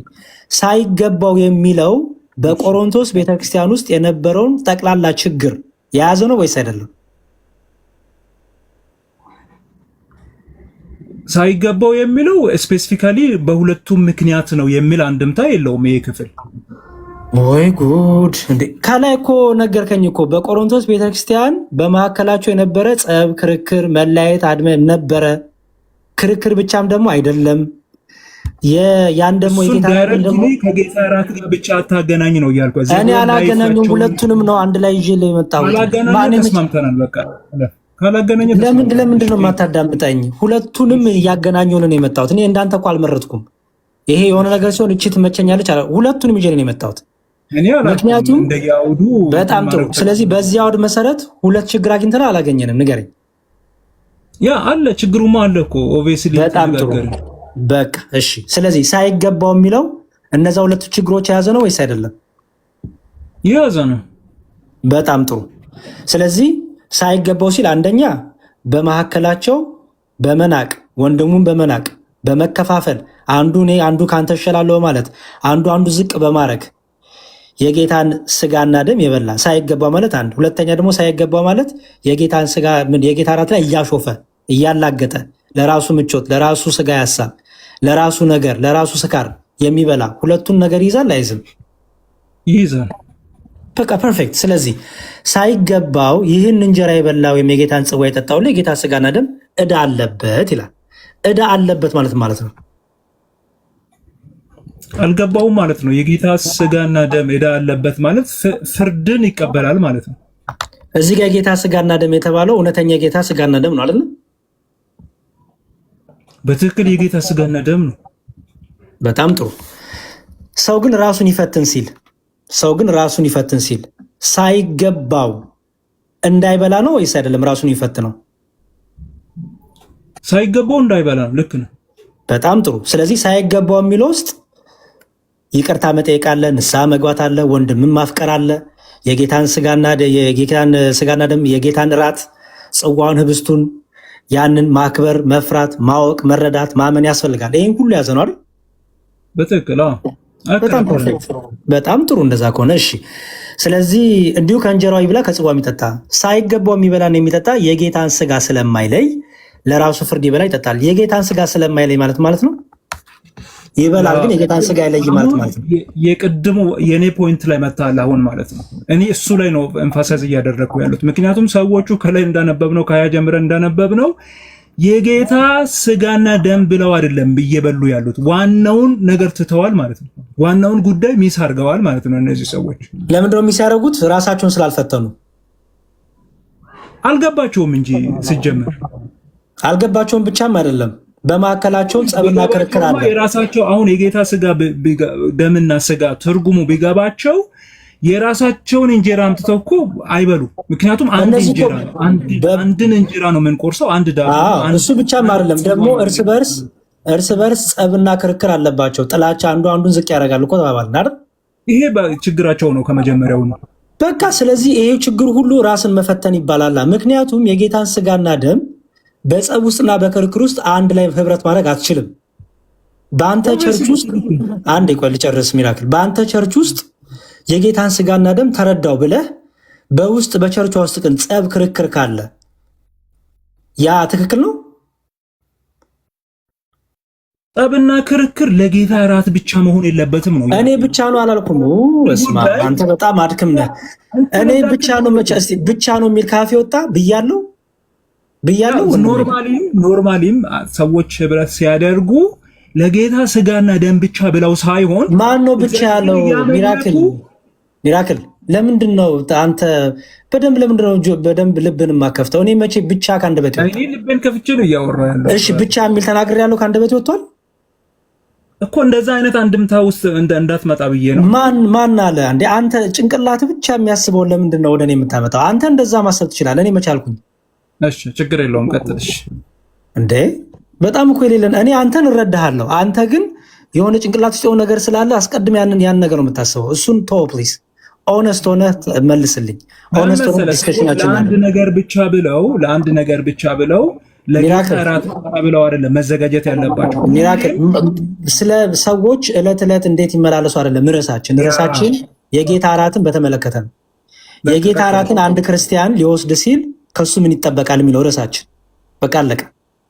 እንዴ እንኳን የጌታ እራትን አይደለም ለጸሎት ወደ እልፍኝ ስገባ በወንድም ላይ አንዳች ቢኖር ሄደህ ታረቅ ነው የሚለው። ኦኬ። ስለዚህ አሁን እያወራን ያለነው መንፈሳዊ ሕይወት እንዴት ይሁን፣ መንፈሳዊ ሕይወት እያንዳንዱ ሰው አይደለም። ርዕሳችን አንድ ክርስቲያን ነኝ የሚል ሰው የጌታን ስጋና ደም ሲበላ ሲጠጣ ከእርሱ ምን ይጠበቅበታል ነው ርዕሳችን። በቃ አለቀ እንጂ የጌታን ስጋ ደም ብቻ ሲበላ ማንም ብቻ አይደለም አላልኩም። እና ወደዚህ እንመለስ ፕሊዝ። እሺ ሰውም እንዳይሰለች። እሺ አሁን ይሄ ፍርድ ምድራዊ ፍርድ ነው፣ ስጋዊ ፍርድ ነው ወይስ ከዘላለም ጋር የተያዘ ነው? ቀጥል፣ አንብበው ጨርሰው። አይ ቅድም አንብቤዋለሁ ብዬ ነው። ምንድን ነው እይታክ እኮ ጨርሰው፣ ምዕራፉን ጨርሰውና ወደታች አልጨርሰው። ኧረ እባክህ አታርክመኝ በእናትህ። ቅድም አንብቤ ጨርሻለሁ። አሁን እኮ ብዙ ሄድንና ቀጥል አንብበው። ሐሳቤን እንትን እንድል ቀጥል አንብበው። በቃ ሐሳብን ቀጥላል። ሂድ ቀጥል። አዎ አንብብና ቀጥል። እኔ በጣም እሺ ልቀጥል። እሺ ችግር የለውም። እሺ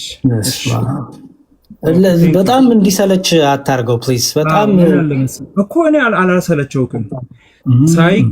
ኦኬ ስለዚህ በእናንተ ዘንድ ኦኬ ቁጥር 27 ላይ ስለዚህ ሳይገባው ይህን እንጀራ የበላ ወይም የጌታን ጽዋ የጠጣ ሁሉ የጌታ ስጋና ደም ዕዳ አለበት ይላል። ሰው ግን ራሱን ይፈትን፣ እንዲሁም ከእንጀራው ይብላ ከጽዋውም ይጠጣ ካለ በኋላ ሳይገባው የሚበላና የሚጠጣ የጌታን ሥጋ ስለማይለይ ለራሱ ፍርድ ይበላልና ይጠጣልምና። ስለዚህ በእናንተ ዘንድ የደከሙና የታመሙ ብዙዎች አሉ፣ አያሌዎችም አንቀላፍተዋል ይልና ራሳችንን ብንመረምር ግን ባልተፈረደብንም ነበረ ይላል። ባልተፈረደብንም ነበር። ከዛ ቀጥሎ ምዕራፍ ቁጥር 32 ላይ ያለው ነገር በደንብ ሊታይ ይገባል ብዬ አስባለሁ። ነገር ግን በተፈረደብን ጊዜ ከዓለም ጋር እንዳንኮነን በጌታ እንገሰጻለን ይላል። እንዳንኮነን እንገሰጻለን ይላል። ኦኬ፣ መገሰጹ ያስፈለገው ለምንድን ነው? እንዳይኮነኑ ነው። እነዚህ ሰዎች ጥያቄን ሰምተኛል። ጥያቄ ይሄ ፍርድ ዝም ብሎ በቃ ስጋዊ ሞት ብቻ ነው ወይስ ከዘላለም ሕይወት ጋር ይገናኛል ነው ጥያቄ።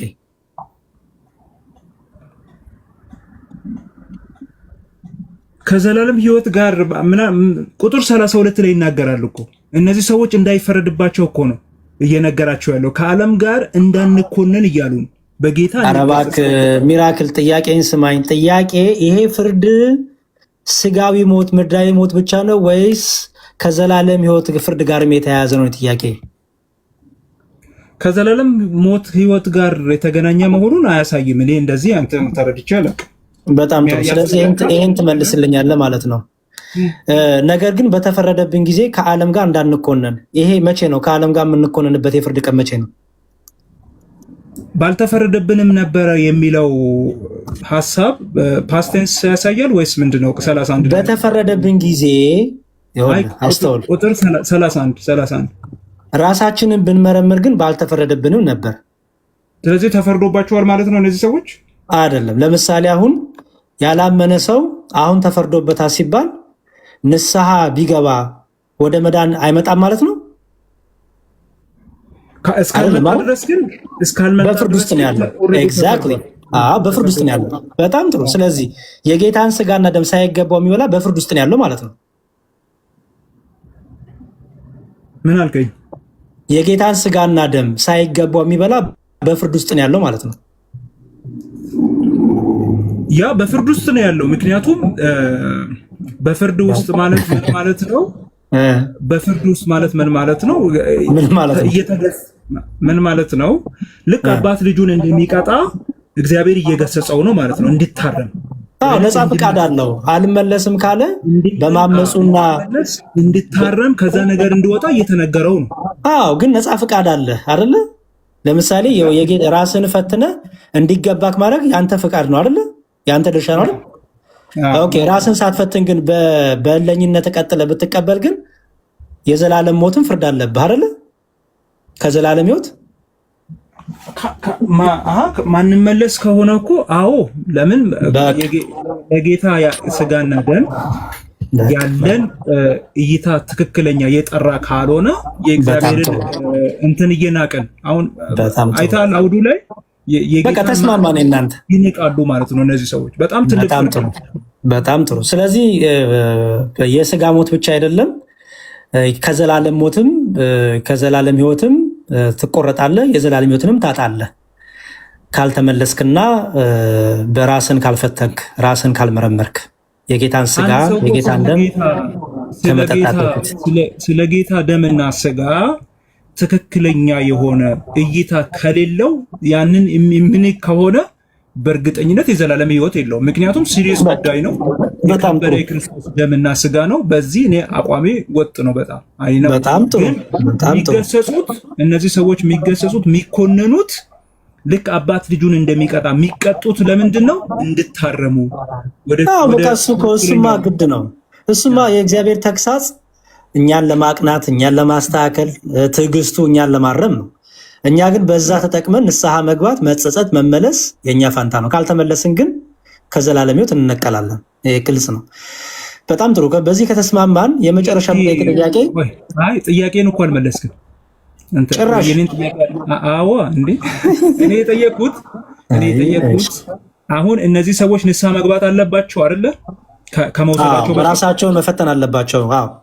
ከመውሰዳቸው በፊት ራሳቸውን መፈተን አለባቸው፣ ግዴታ ነው። እሺ፣ ራሳቸውን ሲፈትኑ ንስሐ ይገባሉ? ያልከውን እኮ ደገምከው። ራሳቸውን ለመፈተን ንስሐ ይገባሉ ያልከኝ አዋልኩ እኮ። ኦኬ ንስሐ ሲገቡ የኃጢአት ስርየት ያገኛሉ። ኦኬ ንስሐ ሲገቡ የኃጢአት ስርየት ማህተም ማረጋገጫቸው የጌታ ስጋና ደም ነው። ምክንያቱም ደሙ ነው ይቅር የሚላቸው እያልኩ ያለሁት ንስሐ ሲገቡ የኃጢአት ይቅርታን ያገኛሉ አያገኙም? እየነገርኩ እኮ ነው። የኃጢአት ይቅርታ የሚገኘው በደሙ ነው። ስለዚህ ስጋውን ሲበሉ ደሙን ሲጠጡ የኃጢአት ስርየት ማህተባቸውን ያገኛሉ። ስለዚህ ሲወስዱ ምህረት ሳያገኙ ነው የሚወስዱት ማለት ነው። የምን ምህረት? ምህረት እንዲያገኙ ነው የሚወስዱት። ምህረት ለማግኘት ነው የሚወስዱት። የጌታ ደም ነው ይቅር የሚልህ። ኦኬ ስለዚህ ሰዎቹ ንስሐ የሚገቡት ሲምቦሊካል እንጂ ንስሐ ገብተው ምንም በህይወታቸው የሚመጣ ለውጥ የለም ማለት ነው ከኃጢአት አንጻር። እስቲ ማን አለ እስቲ ንገረኝ። ለምን እኔ በጣም ይኸውልህ ሚራክል አንድ ነገር ልንገርህ። ምንድነው ነው? ቆይ አንዴ ስማኝ። በጣም እኔ አንዴ ሚራክል አንዴ ሚራክል በጣም መጨረሻ በጣም ሶሪ ይሄን በማለቴ በጣም ውሸታም ሰው ነህ። በጣም ታገስኩ እውነቱን ለመናገር። ያላልኩትን ትላለህ አርመሃለሁ። እኔ አላልኩም። ምንም ያላልኩትን ነው የምታወራው። በቃ እንደዚህ አታርግ ፕሊስ። እውነት በቃ በጣም ለህሊና እኔ እንኳን አንተን እንዲህ ያልከኝ እንዲህ ማለት ነው እንዲህ ማለት ነው አላልኩም። ኦኬ በጣም ኦነስት ሆኜ ነው የሚሄደው። አላልኩም። ያላልኩትን አትበል ፕሊዝ። ውሸታም እየሆንክ በቃ እኔ ያልኩትን ልንገርህ። በቃ እኔ በህይወት ስላለው አንተ ውሸታምነት ውስጥም አትግባ። እኔ ያልኩት ምንድን ነው? ንስሐ የንስሐ ሙሉ የሚሆነው የንስሐ ዓላማው ኃጢአትን ይቅርታ ማግኘት ነው። ኃጢአት ደግሞ ይቅርታ የሚገኘው በጌታ ደም ነው። ኦኬ ምክንያቱም ኃጢአታችን ይቅር የሚለን የጌታ ደም ስለሆነ። ኦኬ ስለዚህ ንስሐ ገብተህ የጌታን ስጋና ደም ስትበላ ስትጠጣ የኃጢአትን ስርየት ታገኛለህ። ምክንያቱም ቃሉ እንደሚናገረው ራሳችሁን ፈትሻችሁ ራሳችሁን አይታችሁ የጌታን ስጋና ደም ብሉ ጠጡ ይላል። የጌታን ስጋና ደም ራሳችሁን ፈትታችሁ ከጠጣችሁ ከበላችሁ ዕዳ በደል የለባችሁም። እንዲሁም ምን ይላል? ከዚህ ጋር ስታገናኙ በተቃራኒ ምን እያለ ነው? ፍርድ የለባችሁም እያለ ነው። ምክንያቱም የኃጢአት ይቅርታ በደሙ ስለሚገኝ የምንበላው የጌታ ስጋ ነው፣ የምንጠጣው የጌታ ደም ነው። ስለዚህ የምንበላው የጌታ ስጋና ደም ስለሆነ እርሱ በእኛ ስለሚኖር እኛ በእርሱ ስለምንኖር ንስሐችን በደሙ ታጠበልን ማለት ነው። የንስሐችን መደምደሙያ፣ የንስሐችን ማህተሟ፣ ንስሐችን ትርጉም ይኖራት፣ ንስሐችን ይቅርታን የምታገኘው፣ ንስሐችን መልስ የሚሰጣት በጌታ ስጋና ደም ነው። ለምን? ራሱ የጌታ ስጋና ደም ኃጢአታችንን ስለሚያነጻን ማለት ነው። ያልኩት ይህንን ነው። አሁን ገባ? እዚህ ላይ እኮ ነው አሁን ጥያቄ ያለኝ። ምንድን ነው በደንብ ስማኝና መልስልኝ። እንትን አትበለኝ። ለምንድን ነው መሰለኝ እያልኩ ለምሳሌ አንድ ሰው ዝሙት ሰራ እንበል። ኦኬ የዝሙት ኃጢአት ከሰራ በተነጋገርነው መሰረት የጌታን ስጋና ደም መውሰድ የለበትም አይደል ዲያቆን? የለበትም። ራሱን ሳይፈትሽ ንስሐ ሳይገባ ያለ። ምክንያቱም አንዴ ቆይ ስማኝ። ንስሐ ሳይገባ ቢበላ ቢጠጣ አስተውል። ንስሐ ሳይገባ ቢበላ ቢጠጣ ዕዳ በደል ፍርድ አለበት። ንስሐ ገብቶ ግን አንዴ ስማኝ። ንስሐ ገብቶ ግን ቢበላ ቢጠጣ ምን ያገኛል ንገረኝ። አንተ መልሶ እንዲያውም እኔ ምን አደከመኝ። ንስሐ ሳይገባ ቢበላ ቢጠጣ ዝሙት ሰርቶ ንስሐ ሳይገባ ቢበላ ቢጠጣ ዕዳ በደልና ፍርድ አለበት ብለን ከተስማማን፣ ንስሐ ገብቶ ሲበላ ሲጠጣ ምንድን ነው የሚያገኘው? የእግዚአብሔርን ጸጋ ይካፈላል። ትክክለኛ ከእግዚአብሔር ጋር ህብረት ይኖረዋል። ምን ምህረት አይደል? ምህረት ህብረቱ ሞቱንና ትንሣኤውን በትክክል መናገር ይችላል። ምክንያቱም ኢየሱስ ሞቶልኛል ብሎ ምህረት ያገኛል አይደል? ምህረት ስላገኛል ህብረት የሚኖረው። ስለዚህ ምህረት የጌታ ስጋና ደም ከመውሰዱ በፊት ምህረት ያገኛል ማለት ነው። እሱን እኮ ነው እየጠየቅኩ ያለው። ምህረት ካገኘማ ንስሐ ምን አስገባው? እስኪ ንገረኝ። ለምን ወደ የጌታን ስጋና ደም ዝም ብሎ አይበላም እንዴ? ምህረት ካገኘ እኮ እያልኩ ቆይማ፣ ሚራክል ቆይ ስማኝ፣ አንዴ ስማኝ፣ አንዴ ስማኝ፣ ሚራክል አንዴ ስማኝ። ምህረት ካገኘ አንዴ ስማኝ፣ አንዴ ምህረት ካገኘ ኦኬ፣ ምህረት ካገኘ ኦኬ፣ ምህረት ካገኘ ዝም ብሎ በቃ ንስሐውን ገብቶ ዝም ብሎ በቃ ንስሐ ገብቻለሁ ብሎ ኦልሬዲ ምህረት ካገኘ የጌታን ስጋና ደም በመብላቱ እንደሚያገኘው ጥቅም ኦኬ አሁን የጌታን ስጋና ደም የምንወስደው ምህረት ለማግኘት ነው። ከእሱን ቆይ እሱን መልስላል። የጌታን ስጋና ደም አንዴ ስማኝ። የጌታን ስጋና ደም ይህ ንስሐ የገባ ሰው አንዴ ስማኝ። ይህ ንስሐ የገባ ሰው ዝሙት ሰርቶ ዝሙትን ተናዞ ኃጢአት ሰርቻለሁ በደል በድያለሁ ብሎ ስጋው የጌታን ስጋና ደም ከመብላቱ በፊት ንስሐ ገብቶ ከዛ የጌታን ስጋና ደም በመብላቱ ምንድነው የሚያገኘው ጥቅም? ሞቱንና ትንሣኤውን እናገራለን። ቃሉም እንደዛ የሚያገኘው ጥቅም ምንድነው ያልኩ? ምን ይናገራል አላልኩም እኮ። የሚያገኘው ጥቅም የእግዚአብሔርን የክርስቶስን ሞትና ትንሣኤ ይናገራል። እኔ እሱን ዝም ብሎ ሳይቀበል እኮ መናገር ይችላል። ሚራክል ሳይቀበል እኮ አንዴ ስማ፣ በተቀበላችሁ ጊዜ አለ። ቆይ እሱ አይደለም ጥያቄ ነኝ። ጥቅሙ የሚያገኘው ጥቅም ምንድነው የጠየቁ? ይኸው ሞትና ትንሣኤን የማግኘት ጸጋን ያገኛል። ሞትና ትንሣኤን የመናገር ሞትና ትንሣኤውን እኮ ክርስቲያን ስለሆነ እኮ መናገሩ አይቀርም እኮ። መቼ ሞትና ትንሣኤውን አምኖ ነው የገባው አለ መጽሐፉ እኮ ክፍሉ። ይህን በበላችሁና በጠጣችሁ ጊዜ ጌታ እስኪመጣ ድረስ ሞቱንና ትንሣኤን ትናገራላችሁ። ምን ማለት ነው እሱ? ምን ማለት ነው እሱ? ጥቅም የለውም ማለት ነው? ዝም ብለህ በቃ መናገር ብቻውን ጥቅሙ ማለት ነው? ሚራክል እኔ አላልኩም። እሺ ጥቅሙ ንገረኛ፣ ዘርዝርልኝ ፕሊዝ። ጥቅሙ ምንድን ነው ላንተ? ጥቅሙን ልዘርዝርልሽ። እሺ አንድ ሰው በደምብ ስማኝ ጥያቄ፣ አንዴ ስማኝ ጥያቄ። ንስሐ ገብቶ ዝሙት ሰራ፣ ንስሐ ገብቶ የጌታን ስጋና ደም ሲበላ ሲጠጣ ምንድነው የሚያገኘው ጥቅም? አሁን የሚያገኘው ጥቅም የመጀመሪያው ከእግዚአብሔር ማዕድ ይካፈላል፣ ጸጋን ይካፈላል፣ ከቅዱሳን ጋር ህብረት ይኖረዋል፣ ከክርስቶስ ጋር ህብረት ይኖረዋል። ኦኬ ለምን ንስሐ አንዴ ላስቆም። ንስሐ ሲገባ ለምን ህብረት አላረገም? የጌታ ስጋና ደም እስኪበላ ለምን ይጠበቃል? አላልኩም እኮ እንዴ እኔ አንተ አላልኩም። ንስሐ ሲገባ አንዴ ስማኝ። ንስሐ ሲገባ አሁን በጌታ ስጋና ደም የሚገኘውን ጸጋ ጥቅም ለምን አላገኘም? ንስሐ በመግባቱ ብቻ እንዴት ጥቅም አላገኘም ማለት? ኦሮ ጉድ! ንስሐ በመግባቱ ብቻ የጌታን ስጋና ደም ሳይበላ አሁን የጌታ ስጋና ደም ሲበላ የሚያገኘውን ጥቅም ንስሐ በመግባቱ ብቻ ለምን አላገኘም? የጌታን ስጋና ደም በሚወስድበት ጊዜ የጌታ የክርስቶስ ኢየሱስን ሞትና ትንሣኤውን የመናገር አቅም ጸጋ ያገኛል። ይሄ ደግሞ ንስሐ ሲገባ ያ አቅምና ጸጋ አግኝቷል ወይስ አላገኘም? አግኝቶ እንደ ሁሌም በጌታ ስጋና ደም ሲወስድ ብቻ ስለ ጌታ ስጋና ደም ነው ርዕሳችን። ስለ ጌታ ስጋና ደም ነው ርዕሳችን። ስለ ጌታ ስጋና ደም ነው ርዕሳችን። ፎከስ አድርግ። የመጨረሻ ነው። ሻውን ምድርስ በጣም ሰው እየሰለቸ ነው። የጌታን ስጋና ደም በነገራችን ለምን እየሸሸ እንደሆነ አላውቅም። የጌታን ስጋና ደም እባክህ እኔ በጣም ይሄን ቃል አትጠቀም። ሸሸ ምናምን አትበል ፕሊዝ። ለአንተ ጊዜን ሰውቼ እስኪነጋ ቢድረስ ማውራ መሸሽ ፈልጌያለሁ። እሺ ፕሊዝ አልመለስኩልኝም እኮ እኔ በጣም እሺ ቀጥልኝ። ወስሙት ተሜ እኔ በቃኝ። እኔ በጣም አሁን ነው ያሬዲ በቃ አንድ ጊዜ ቆይ። ሚራክል እግዚአብሔር ይባርክ።